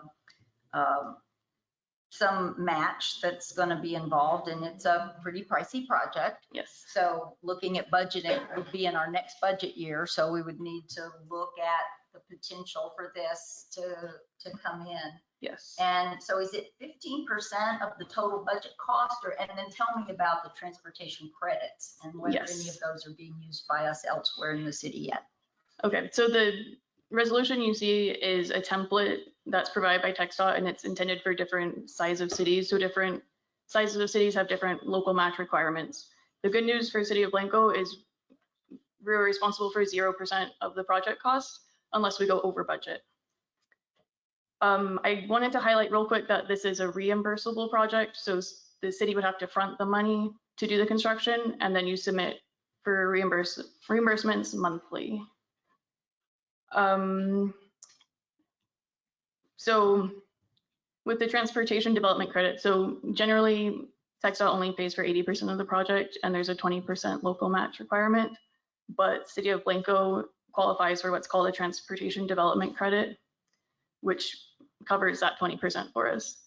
And these are, I believe this comes from, the money comes from toll roads, and Comes from where? toll roads. So the tolls that people pay on toll roads. Toll road. We're gonna make Pecan a toll road, so it's gonna be. So I believe it's 75% of the money goes to the district that has the toll road, but then the other 25% is distributed statewide. And so because of this, I double checked today with our TxDOT representative. If we apply for the transportation development credits, which we've done, and we do get approved, the work will be funded 100% unless we go over budget. Just a few other things is that the city would need to dedicate this for the projects for the sidewalks for public use for 10 years. The city is responsible for maintenance of the sidewalks, and we would need to start construction within 3 years or risk losing funding. And when you said that the city pays up front and then is reimbursed monthly, we pay the full amount up front, we pay monthly, and then for work that's anticipated, and then as that work is completed, the money comes back to us. Exactly. So it's a nice You just pay rolling. the work as it's done. Oh, good. Yes, sir. Expensive projects. They are. Okay, for clarification again, we're going, the city will put this out for bid, is that correct? Yes. Okay, so the city's gonna put this out for bid. And award could be contingent on it being within budget, is that correct? I believe so. Okay. And then at that point in time, we will have a contractor, we will have a means to be reimbursed. And we'll have to cover the cash flow of the progressive draws for work completed to date on a monthly basis. And approximately 30, 60, 90 days later, we get paid. You submit monthly, so I believe they pay you monthly. So as if well. we submit, if we have a contractor at the end of the month, he submits his pay application, we fund his pay application probably within 30 days. At the same time, we can submit ours and we'll be funded approximately in that same time period. I'm not sure of that detail. Okay, well, I mean, I don't know either. School project was typically 30 to 40 days. Yeah, So okay. it was around that 30 days. Yeah, well, but so we're not gonna be floating this over a month. Not typically. Okay, I'm gonna direct over to Ronnie. Have you looked at this? No, I have not seen it. Okay, you don't have an opinion on this? I've got plenty of opinions on it. Well, I mean, I don't want to ask a bunch of questions that might be covered in it. I have a copy. You have an extra copy. Well, I mean, at this point in time, we're looking at taking over maintenance. Right. Yeah. And hopefully there wouldn't be any immediate maintenance, but over a period of time, it would be another maintenance item. Right, well, it just would be dependent on, you talked about the green space and if there's trees or grass or benches or such from there. That was one of the better things with the safe routes to school. There was no green space involved at all. So I mean, as far as the maintenance on the site, safe side of the school project, it's not just right as we get. But no, definitely, I don't want to tie up a lot of time on this or whatever the case, I'll check it out and get back to it, unless, well, we have to. Well, I guess we have until Monday. So Yeah, I'd say we have. Unfortunately. I'm gonna find a shade tree out there. Well, I did want to mention, I did not map out Looking at exactly. Infrastructure, I think it would behoove us too to look at, are there water lines, sewer lines, anything like that, On or the south side of would be that covered road, by a sidewalk that we'd have to tear up to get to them? nothing completely. Most of our services are on the northern side of that roadway. You will cross a sewer line on the south side, but it's not going to be completely dependent on, reaching into the concrete. The only thing that we do have, and of course, I'm sure it's in here, is the drainage issue that you keep bringing up as well. Expansion of the roadway, if you're going to be going 5 foot with a 3 foot buffer zone. We looked into doing a sidewalk project on Blanco Avenue years ago. It wasn't so much the concrete cost and stuff from there, it was the actual, that you call the addition of the width of the roadway, to do a 5 foot sidewalk and stuff from there. But, no, and then tying into exactly what, TechStop currently has at 281 Blanco Avenue, and see if they can match something on the 63. So I said, somebody done all the work on this. It's done a lot. And also this change the way you can do maintenance on a laptop monitor. Right. Overlay.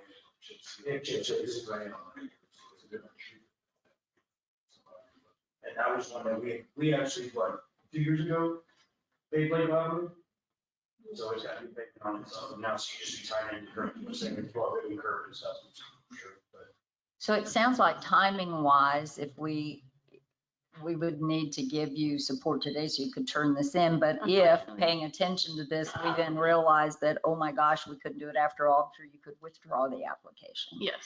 So we can't afford to wait to do it, or she can't even turn it in, but maybe if we approve it and you look at it further that way before they get too far down the line, if one of them needs to be withdrawn, we could do that. Will, you've been working on this, if you have any thoughts. I got any thoughts on it. Okay. But I appreciate that. This is amazing. And then I would say, Laura and I had this conversation briefly, but I would just say it's great for, I know Christine's working on Wheels and Feet, if somebody else is here. When I met with TxDOT a couple of weeks ago, they did say that on their sidewalk funding, they are looser with their money if it is part of an overall plan. So the sooner that folks get together and decide, gee, how do we really want trails and sidewalks and things to go through our whole town, then working bit by bit, it'll be easier to get funding perhaps as we go ahead. This is yeoman's work and covers a lot of area.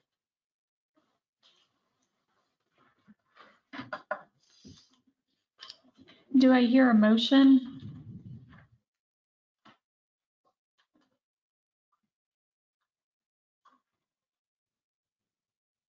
I'm looking for it. So this is just to approve the application. Yes. So it would be a resolution. I move that we pass the resolution supporting the City of Blanco's application to Texas Department of Transportation 2021 Transportation Alternatives Set Aside Call for Projects. Councilmember Barron has moved to approve the resolution supporting City of Blanco's application to the Texas Department of Transportation's 2021 Transportation Alternatives Set Aside Call for Projects. Is there a second?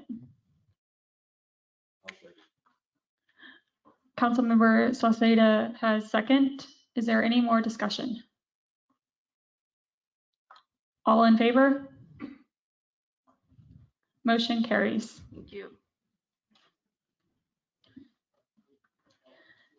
Next, we have number 5, discussion and possible action ratifying proposal from City Hall Solutions, Kelly Kinsler, regarding constellation and evaluation of staff and city structure.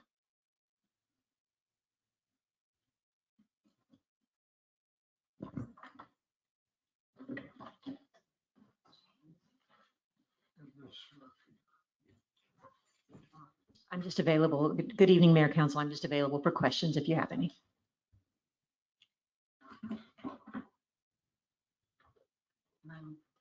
confused because I'm confused about, we passed it already. What are we doing? We're ratifying. Oh, we're ratifying. We're ratifying.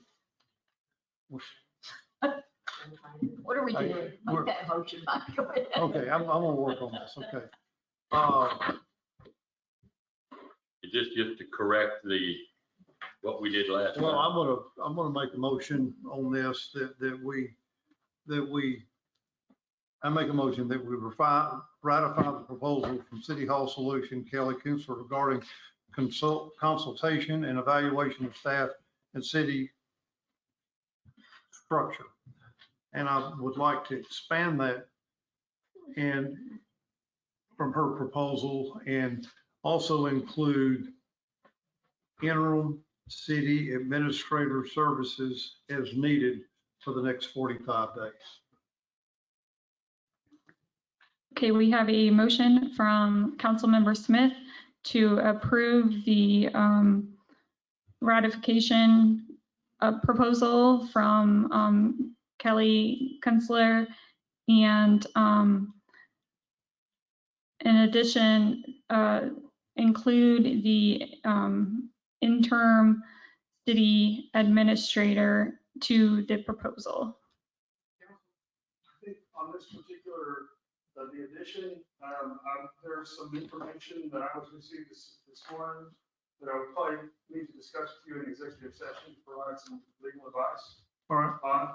It would be very, this part would be very short, but I just want you to advise us before. Then, Madam Mayor, I ask that we convene or try her into executive session. And then also, just since this is about me, I would just like to get some clarification, understanding of what you're asking for. Just to see if I can provide that service or not. Okay, so like to move to executive session. Pursuant to Texas Rule of Disciplinary Procedure 1.05 for the rendition of legal advice. In pursuant of Texas Government Code Texas Disciplinary Rule 1.05. And it's 7:49.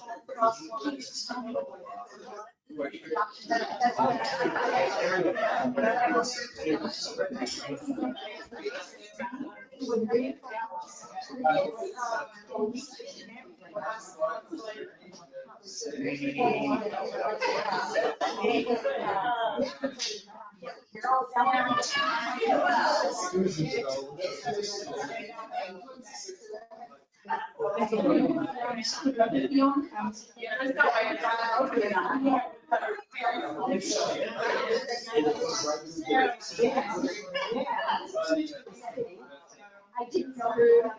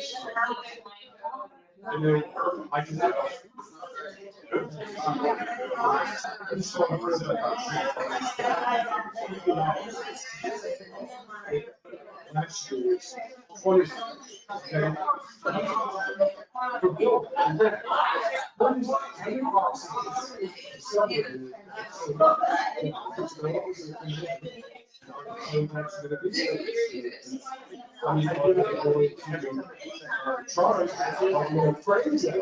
So they're going to actually,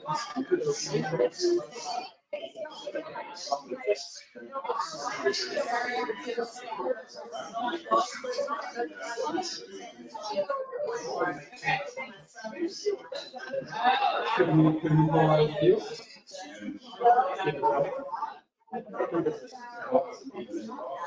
Okay. Fair enough.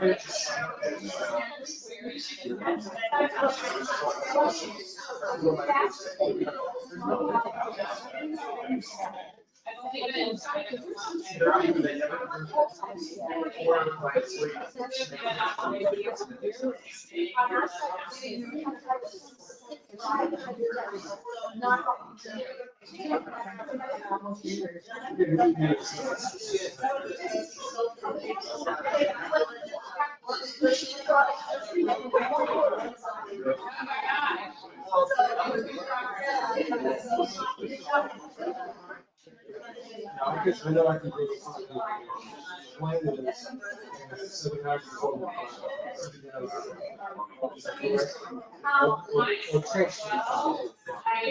I mean,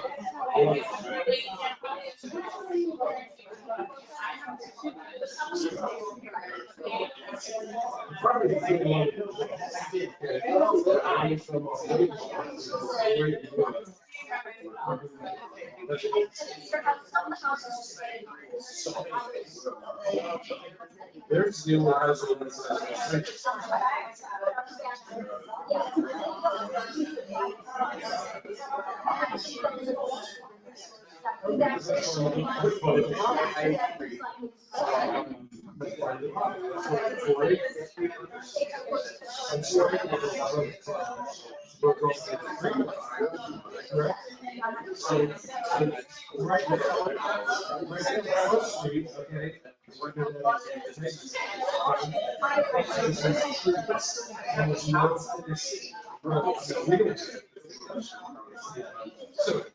Getting back to our road, and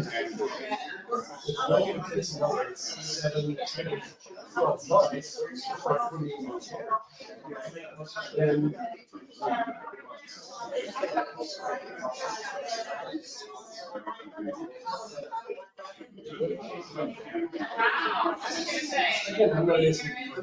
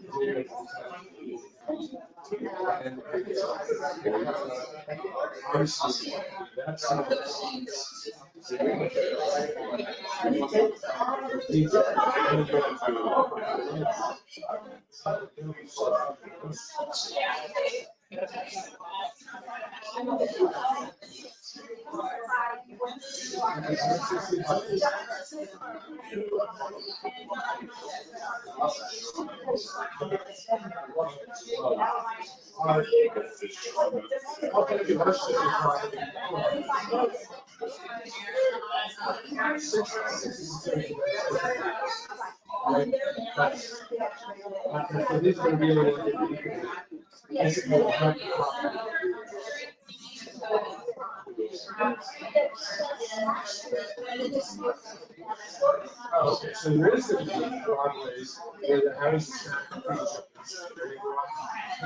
coming in. That's.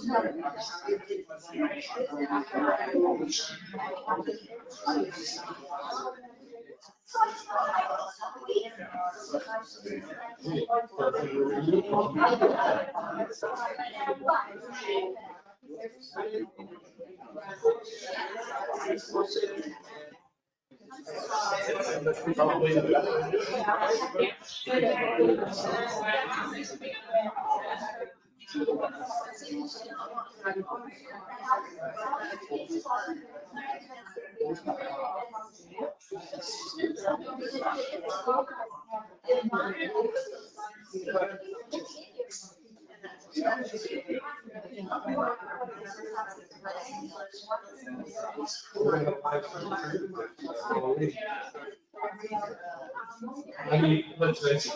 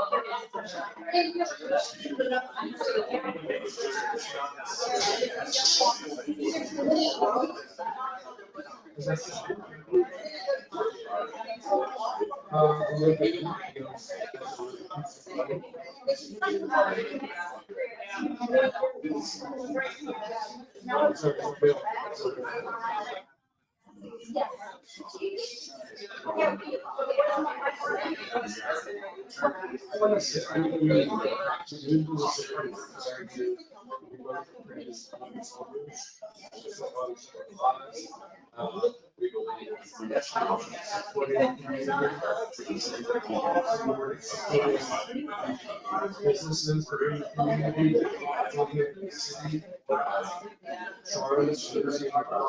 small city bus,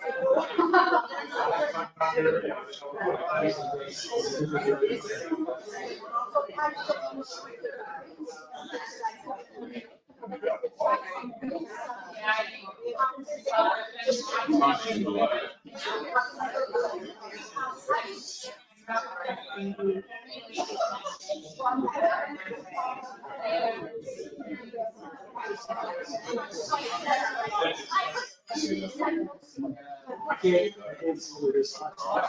Way around.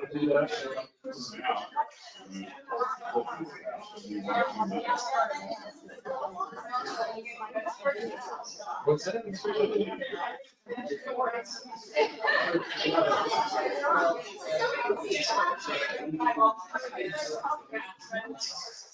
You can hear what you say.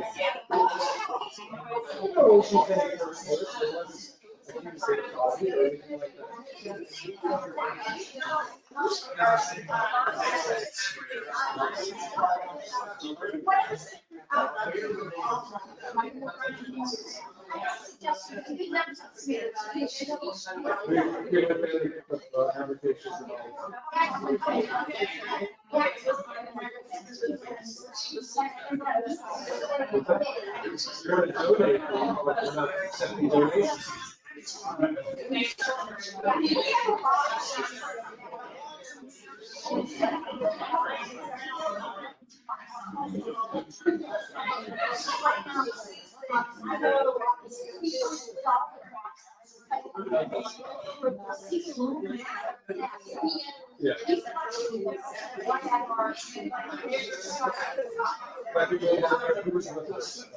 Exactly what it is. He goes to like words, you know, he sells them online. He makes pages, t-shirt, so when he was when he was here visiting us,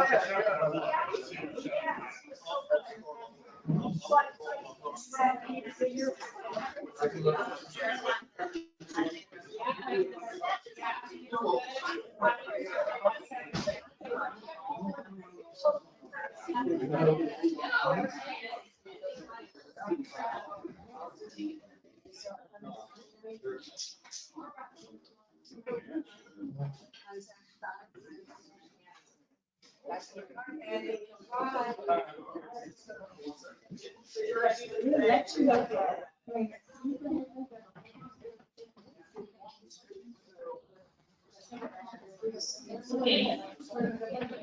We're gonna close executive session at 12 or 8:21 and open regular session back again. And we are still talking about item 5, discussion and possible action ratifying proposal from City Hall Essentials, Kelly Kinsler, regarding consolation and evaluation of staff and city structure. Okay. Madam Mayor, I'm going to withdraw my prior comments, and I'm going to make a motion that we ratify the proposal from City Hall Solutions, Kelly Kinsler, regarding consultation and evaluation of staff and city structure. Okay, and Councilmember Smith has motion to approve the ratifying the proposal from City Hall essentials regarding constellation and evaluation of staff and city structure. Is there a second? I'll second it. Okay, Councilmember McCollum has seconded. Is there any further discussion? All in favor? All opposed? The motion carries. Item number 6, discussion and possible action on creation of ordinance for placement of trash receptacles on city roads or in public right-of-ways. Councilmember Smith, do you have more information? I do. I guess basically I have visited with staff for about 12 months, trying to get a dumpster that is placed in the city right of way I removed, and was told that we would need an ordinance, but I think Chief has some more information on that now that may negate my need to request an ordinance.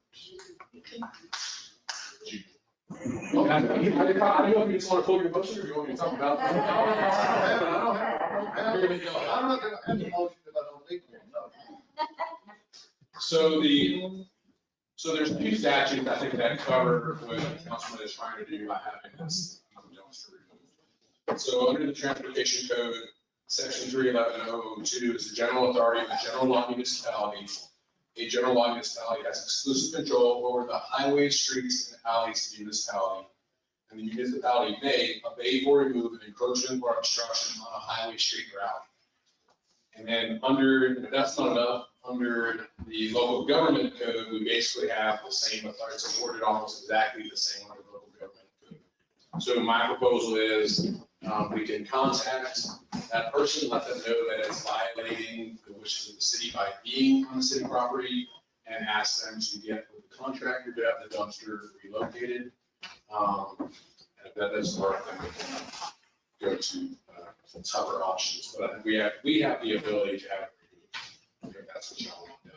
Why are the dumpsters there? Why is the dumpster there? So my understanding is that the dumpster is that, well, the resident contracts for the dumpster, and the dumpster cannot get close, it cannot get out of the right of way because the trees have not been trimmed so that they can dump the dumpster out of the right of way.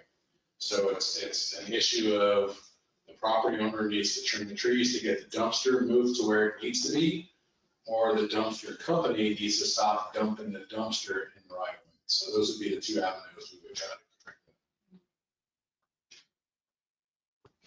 So I guess. Oh, okay. These are the trees that are in the way of the property. They're not really in the picture. Right. They're right up on that side. This is okay, because somebody come on off the truck. So they're here.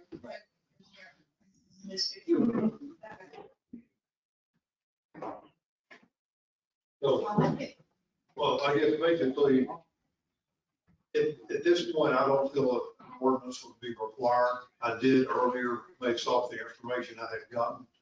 But at this point, if staff is able to resolve this issue without an ordinance, I have no desire to pursue this. So, yeah, and so again, depending on the willingness of the resident to cooperate, I mean, but it'd be the same under the state law, under the ordinance. And the state already gives us the authority to approve it, so I don't think we could draft an ordinance that would be any tougher than what the state has given us to do. All right. That's fine, then I'm not requesting any action. If we were to remove these, would it create a bigger problem if they don't have a place to dump their trash? So again, I also became aware of this yesterday, so I mean, those are things we have to talk to with them to resolve that. So, so the state is already prohibited, or it doesn't prohibit them being there. It's up to the city to remove it from the city's common or public property. So depending on that situation, it's possible that the city can grant them a permit. We could have a permit to allow them to put it someplace. It may not necessarily be where it's sitting, but there may be a different avenue than just having it removed that we could find a place for them to put it. But I just saw that. Hey, to remove it and create a bigger problem. Right, but at this point, it's almost, the edge of it's touching the center line of the street. Yeah. So I mean, there's one car can pass. And that street on the surface is one more house, but he's, and unfortunately, the surface is not paved. And Ronnie's worked and put down some millings and things like that, but with all the rain we've had, you pull the truck in there, then he loads and backs out, and then you've got a foot deep rut in the road. So, thank you. Yes, sir. Let's see what we can do. Thank you for taking care of that. Well, I'll let you know next meeting. We'll try. Okay, moving on to number 7, discussion and possible action on water restrictions, the drought. Councilmember Devine. This was really just in, we've had all this rain, but last month Ronnie was saying that Canyon Lake was starting, they were in stage 1, I think, restrictions.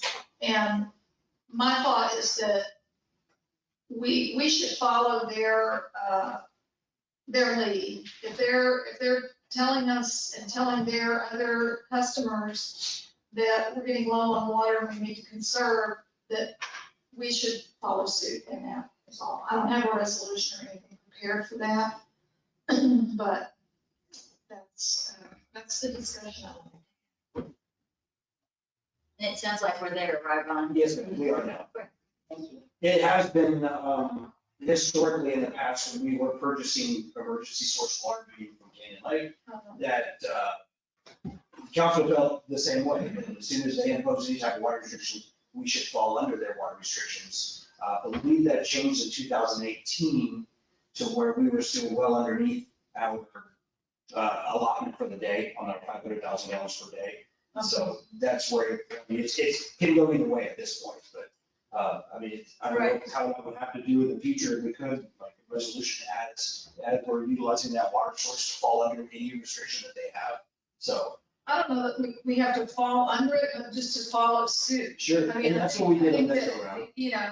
The point here is to let people know that conservation is an important thing to be doing right now, and that, our water supply is diminishing. And to that end, Mr. Vine, I would recommend, if it's council's wish to follow suit and to, then I do recommend the resolution that the residents could then go look up to see and know that this is the official policy of the city.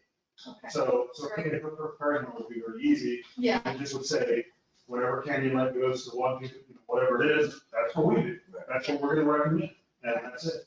But that would be necessary. We can prepare it. Okay. Thank you. That's it. Move on. Number 8. Number 8, discussion and possible action on proposed desired future conditions and proposed non-relevant aquifer, the groundwater public hearing. Councilmember Devine. That is also, the public hearing is posted by the groundwater district in the paper. And what they're looking at, the proposed desired future conditions is a drawdown of approximately 30 feet through 2060. I think there were a couple of, Mr. Lippman and a couple other people have spoken, Ms. Morris, about how this is really, it's just not sustainable. I'm not sure, I don't have it right in front of me, but I know they used a population model that is not really current and certainly doesn't reflect what's coming at us. I think it was maybe 5 years old or something that they were using. In the last 5 years, things have changed dramatically here. So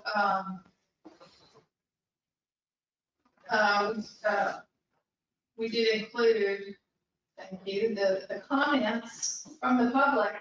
And there is going to be a meeting on the 17th at the Groundwater Conservation District offices in Johnson City. I would encourage any citizens who have concern about this to show up at that meeting and let it be known. What I wanted to do, and I don't see that. Did you make those copies of that resolution? Yes, ma'am.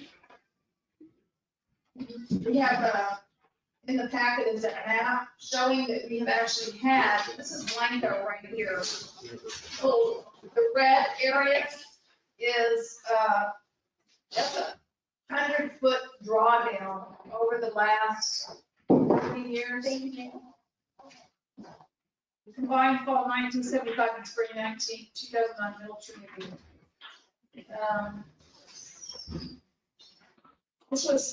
This map was provided by the Texas Water Development Board.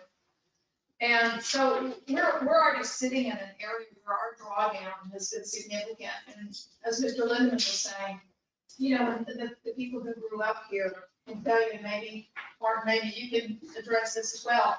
The river is much lower than it was many years ago. So even though this is groundwater, we have to start tying our groundwater to our surface water because we're on a spring-fed river.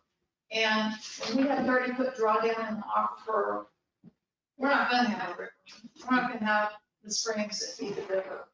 So I propose that the city, this resolution just says that the city of Blanco is in opposition to this 30-foot drawdown. And I would like to, I don't know if you could read this, I thought you would have seen it. But basically, it's just a statement that the city is in opposition of that level of drawdown. So, do you want me to read it, or do you want to read it real quick? What are you talking, what is it, a drawdown that Well, allow the aquifer to go? Yeah, they're allowing enough wells to be drilled. You know, that would be the parameters of what they will allow drilling for an additional 30 feet drop in the Trinity aquifer, not all of them. It seems like if that development goes in out on 32 and they have to drill well, that's going to contribute greatly to a drawdown. Yeah, it is, and we're already, we've already got some problems in this area. So it doesn't have any legal binding, the city doesn't have any legal binding here, but just as a statement of, you know, it affects the city, it affects, we don't, the city of Blanco, you know, what brings people to this city, what makes this a desirable place, different from other small towns, is the river. And it's our water. It is. And it's all one water. And I think one of the things that we struggle with in trying to educate people and people in water policy is getting them to understand that even though we regulate it differently, surface water and groundwater, it's all one water. And when the groundwater is pumped out, the river, the springs don't flow and the rivers don't flow. And so it's, I mean, they would tell you that, well, you know, we need to allow a 30-foot drawdown because of all this development we're getting. Well, duh. I mean, maybe we shouldn't be having, if that's what's going to happen, and we're going to lose our water supply.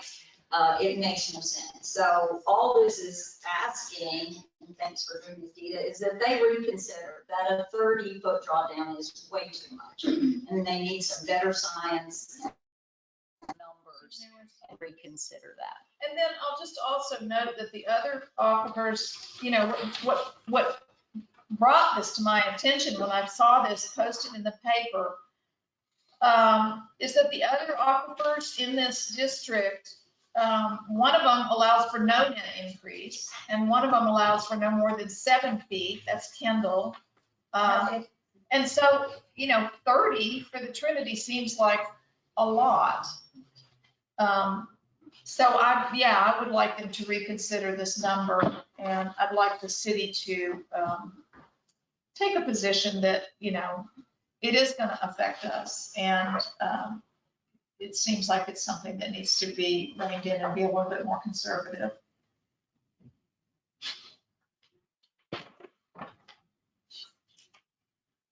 So is that your motion? What was your motion? Here's my motion. Is there a motion?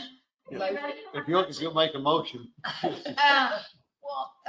My motion is that we adopt the resolution of the city of Blanco, providing comments toward the groundwater management area 9, joint planning to adopt desired future conditions, making findings of fact and providing for related, well, how do I do this? Like, it doesn't have a number, do I just? That's okay. We'll give it a number after. Okay. I can assign it a number. And related matters.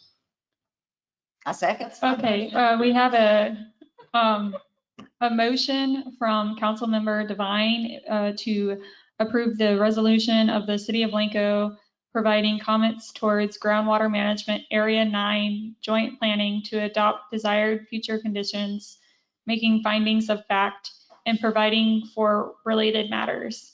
And then we had a second from Councilmember Barron. Is there any more discussion? All in favor? The motion carries.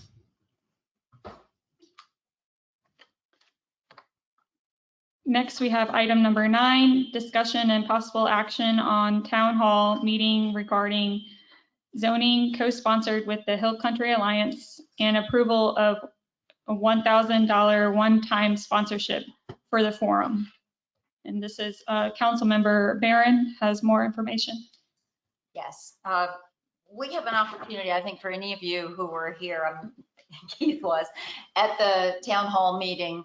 We're going through the zoning public meetings now. Our Planning and Zoning Commission has done yeoman's work, but there's a lot of misunderstanding about what zoning is and how it's important and how it can be used.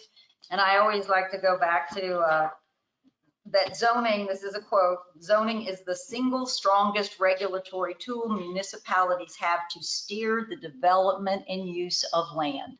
And understanding how that process affects the growth of our city and the feel of our city in maintaining Blanco's charm and character and everything that we love is really important for the citizens to understand. So we have an opportunity. Hill Country Alliance does these kinds of workshops, and they usually do them in larger places with bigger markets. But because we are in this process, because I asked, they are willing to help sponsor and underwrite, and with a little additional help from us and the support of Blanco, to hold that workshop here. So that our citizens can all attend and be able to learn what the zoning process is and why it's important and what it would mean in future growth.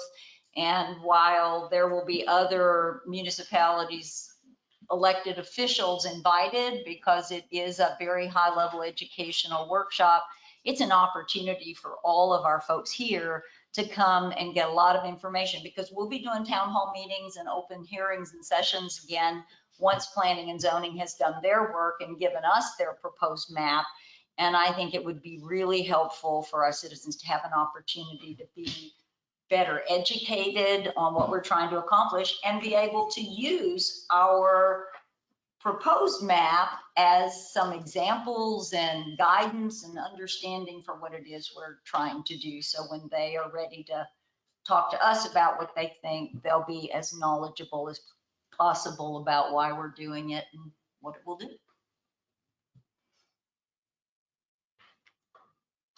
And the fee? Well, it's a lot more than 1,000, but our $1,000 would be the city's underwriting to complete it. The Hill Country Alliance is underwriting the rest of it. So And there's no charge to the citizens. that's right. It isn't. It would be an open workshop. So Just like an all-day kind of thing? It's the original proposal. If you look at it here, is 3 hours. Part of it is to be able to walk around and get a feel. Most of the people who live here probably wouldn't necessarily need to do that, but people who are coming over from Bandera or Kerrville or Llano may want to see what Blanco is like and then be able to understand how, as Matt Lewis in Simple City talks about, how the zoning takes that design or the feel and the character and carries it through into different areas. That would be optional, but it would be 2 to 3 hours. 3 hours if you want to walk around and see the town. 2 hours if, like, hey, I see the town all day, every day. I don't really need to walk around, but now I'm ready to sit down and see what this is all about. So it's, I have been to some of his workshops before, and it's very eye-opening. And I'm hoping what it will do is to diffuse some of the anger that's there and increase some understanding of what planning and zoning has been working so hard to do. And I think that's really important going forward as we look at this new zoning map.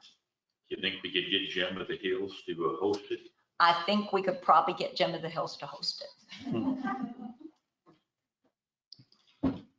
You have a date in mind, or? I mean, We don't, but I'm thinking sometime in this month, sometime in June, that we would do it. And then we would have to work with Hill Country Alliance and Simple City to see when they might be able to plan for that. Because we'd want to have weeks to be able to propose it. And Catherine is here. So if you have anything to add, Catherine, or any suggestions or thoughts as the host for that. No, that was a wonderful summary. And as Connie mentioned, I mean, we're early enough in the planning for this, so we would love to work with you to find a time that's going to work for as many citizens as possible, to get the word out widely, not only in Blanco, but to other communities. Because this is something that's not unique to Blanco. You know, a lot of the communities of the Hill Country are growing and grappling with how to, you know, shape that growth to really be a benefit to the fabric of the community. So that's the intention. Any input from P&Z, since you're grappling with this right now? Yeah, you're in the As y'all know, we have been working on this diligently for 2 years. We have tried to study the city. We have talked to many of the citizens. And yes, we heard from them Saturday night, loud and clear. But we heard from them from the town hall in May also. It was a much more subdued group.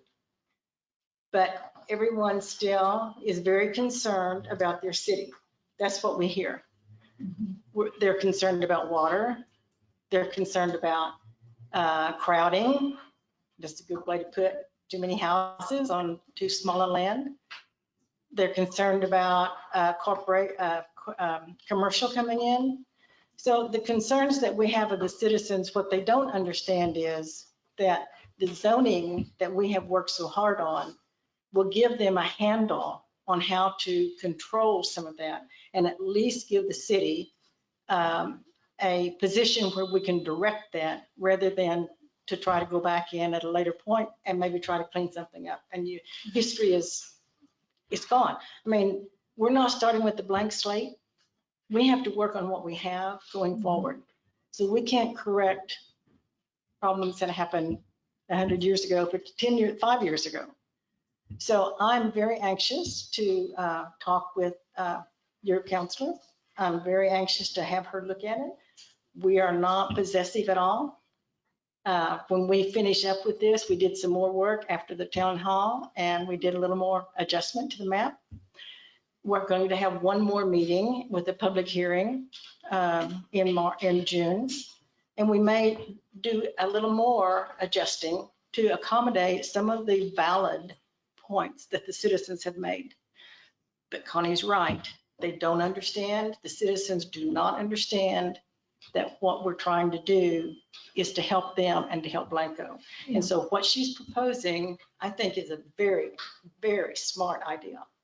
So just to let you know, we're certainly not opposed to anybody looking over our shoulder at what we've done. We're proud of our work. We think we've done it based on a solid basis. And so for someone else to look over and to say, I don't think this is quite right, you know, that's going to be y'all's situation. Because sure. Once we're done, we turn it over to you. Right.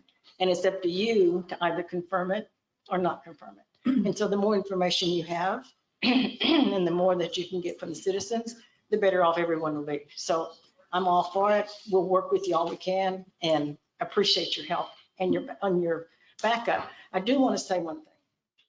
I want to applaud Rachel. Saturday night, she sat with us. The mayor sat with us, even though she didn't have a hand in the dirty deeds. And so I just want to applaud her because the backing that you folks give us allows us to do what you've assigned us to do. So thank you all. Thank you. I do have one other question on this.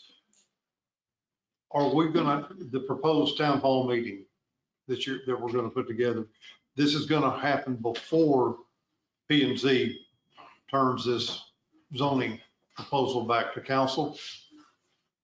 I'm not sure what you're. It sounds to me like it'd be beneficial. I mean, I'm not trying to delay what they're doing, but if you have this post our review of the proposed zoning changes, I think it'd be beneficial for council and for the citizens to have your meeting sooner than later. I'm thinking, what we were thinking is that as P and Z, and when are you thinking, Susan? Did you say you were going to do a special meeting to finish yours, or We have to have a public hearing. We can't complete our proposal until we have a public hearing. And so I had scheduled to have our final public hearing the week of the 21st. Okay. Of this month. Now, what that means is that we would turn the map over as our work being finished and turn it over to the council. But that's up to, I mean, we don't, it is. I mean, what you're proposing, I think can help. But if we're gonna help and help educate, the citizens and the council and everybody and understand how this works more so, I'd rather have had the town hall meeting before maybe your final hearing, or at least before it comes to council. We can table it. I don't have to call that special meeting. We can table it. And if we don't, I just hope that we don't delay. I'm not trying to delay. And I understand. I'm just saying, I hope we don't put off or extend the time frame, because the longer this goes, the more problems we have. And you know that we're having properties come in now that we don't want to do variances. The citizens do not want us to do variances. I mean, we want a zoning map where we don't have to do those variances. So all I'm saying is, if we can make this happen in June, then that means that we can do our final product in July. You won't get it until August. So that's the time frame that you're looking at. Okay. But that's up to the council. If you ask me to delay it, I will do that. But that's what we're doing. The longer we go, the more we're going to. I understand you're just kicking the can down the road, and I'm not trying to do that. I thought this would be a good tool to help everybody. I agree. It would be a great tool if we can make this happen in June, so that we can look at it in July, then you'll get it in August. Or maybe you can get it in July if the calendar is correct. Because July, you got the 4th and all that kind of stuff. So we'll have to see how those dates work, so that if we can have our meeting and then you don't have your meeting till after we have ours, then you would be able to get it after that point. So that would still be a July type occurrence. I'm just asking you to realize that 30 days, we don't meet every week. And I think that we're, we'll have whenever you finish your proposed map, again, I don't anticipate that what we're going to be going through in this education session is going to make any big changes in everything. It's an example of here's what this would look like, and here's what happens in these kinds of zones, et cetera. I think that'll make things easier for the citizens to participate, so that if they have any comments for us when the map comes to us and we're doing our hearings, that they'll be better. And through that process, we'd certainly be working with y'all if at the last minute we looked at it and went, okay, well, maybe we take that block and do something. But I'm with you. I don't want to delay anything. So if it would help you for your hearing to try to get this done ahead of time before your last one without delaying it, we'll work hard to make that happen. But we're open. Whenever the council requests, Okay. we will work with you for certain. Okay, so Catherine, realistically, on an expedited schedule, when might this take place? In the perfect world, Yeah, in the perfect world, the end of June seems Okay. very, All right. Well, very feasible. And I do want to be very clear that it sounds like there are lots of questions about, the proposed zoning changes And I want to manage expectations that I think that the conversation is going to continue. And I don't think that bringing Matt Lewis in is all of a sudden going to fix everything. I want to put that on Matt's shoulders. From what I'm hearing at this point, then, you know, if P&Z has theirs is scheduled, and then subsequent a week, 2 weeks after that, you have another, before it comes back to council, that we would have had this town hall meeting. And I think that would serve the need that we have. Sure. Yeah, Okay. that sounds great. And All right. I also want to clarify that it's not my expectation, and in conversations I've had with Matt, that we would be reviewing or critiquing any decisions that have been made. It's a very high level overview Right. and Well, telling the story of what this, yeah. Okay. Okay. Great. All right. Are you going to make a motion? Do I hear a motion? Well, if I can find it.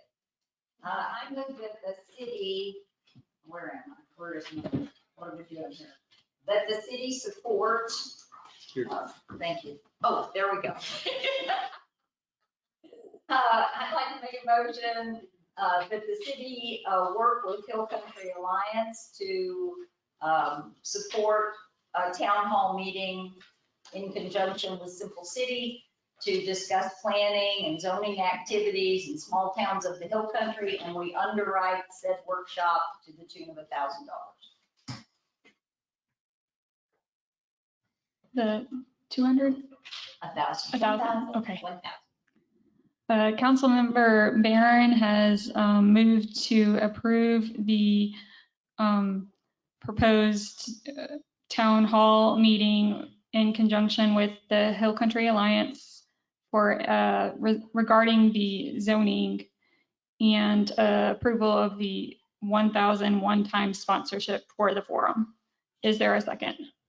I'll second. Councilmember Smith seconds. Is there any further discussion? All in favor? Motion carries. Item number 10, discussion and possible action on request to reinstate sounding of the noon siren on a regular Monday through Friday schedule. Ronnie, do you have any additional information for us, or? No, the only thing that's been spoken upon in the past regarding the daily uses is desensitizing of the public to the sound of the siren.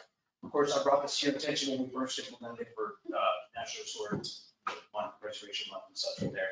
That's still the only information that I have. That's coming from our own ESD, over here in Blanco County, as far as their thoughts on the daily. Okay, did you have a request to continue this? Did I have a request? Yeah. No.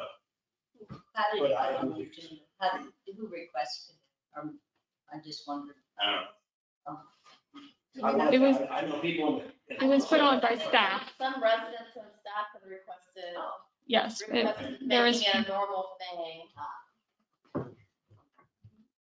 Probably the old timers that when I first came to town, you heard that right at 12 o'clock every day. But I know city hall staff have gotten hundreds of calls. Positive comments. feedback. Positive feedback. They want it.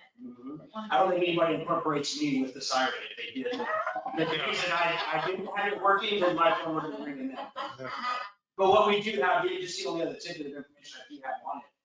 When we required the firehouse back, we did take over the operation of the siren. We did put in a new timer system and of course all new electronic apparatus and stuff in there for it to work. So we currently do have it on a weekly timer. What I say there is if it was one of those, where we're gonna sound it off just on the first of the month or something, we'd have to incorporate a different style of timer. Right now it's on a Saturday, so even if it was like every Friday or something of that nature, but I mean, so whatever you choose. So your current system will accommodate the 5 days a week? Yes, accommodate 5 days on a weekly schedule, it's gonna accommodate. But again, if we were to say, hey, it's just gonna be the first of the month on, or whatever the case, that would incorporate somebody manually having to do it or the purchase of it. Well, I also think if there's a concern about desensitization, everybody knows at noon. I mean, you get used to it. We always did. At noon, oh, there's the siren, it's noon. So if it goes off at 2 in the morning or 3? No, I But I mean, if it were only going off once a month, I might not be used to it. I might not know it was the day It of the was month. going to the thought of, you know, Yeah. God forbid we have an emergency, Right. you know, 10 minutes till, and half the town's gonna think, oh, it's noon. But the only thing that I would say in my opinion would be this siren would, in the event of emergency, of course, I've talked to Chief and, you know, Will as well, but try to do it on our SCADA system base where someone would manually have to push the siren button. Luckily, we do have emergency personnel on call 24 hours a day, or, you know, somebody on duty 24 hours a day. So my only thought there is if we have it set to go 5 seconds on a daily basis or what, well, if there was an actual emergency, then we would have to change the rotation of, you know, maybe go on the 10-second one and then do it again, and do it again. Do So 5 that way flat, there will be whatever. some kind of non-consistency of the normal 5-second. What, hey, I know. General Gordon, so, I mean, that's just my 2 cents of it as well, so. But you say we have upgraded it because of this little exercise? Yes, we have. So it has Before been we- beneficial Right. already. Before we had the siren functional, but it had to be manually pushed. There was no time or anything from there, so we have upgraded the system because of the national, I guess, the historic preservation law, whenever you so choose to do that. So. Do I hear a motion? I'll make a motion that we reinstate the sounding of the new whistle on the Monday through Friday and continue until further action.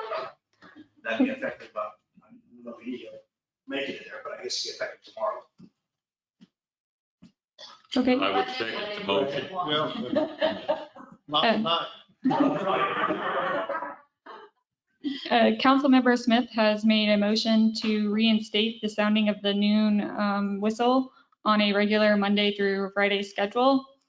And we had a second from Councilmember McKellen. Do we have any more discussion? All in favor? The motion carries. Yeah. The first week and a half, that was me. Right in. So at 8. Is there any complaints? At 8:59, we are going to adjourn into executive session and discuss Texas Government Code, Section 551071 and Section 1.05 of the Texas Disciplinary Rules of Professional Conduct. Confer with the city attorney regarding legal issues associated with the water treatment plant permit application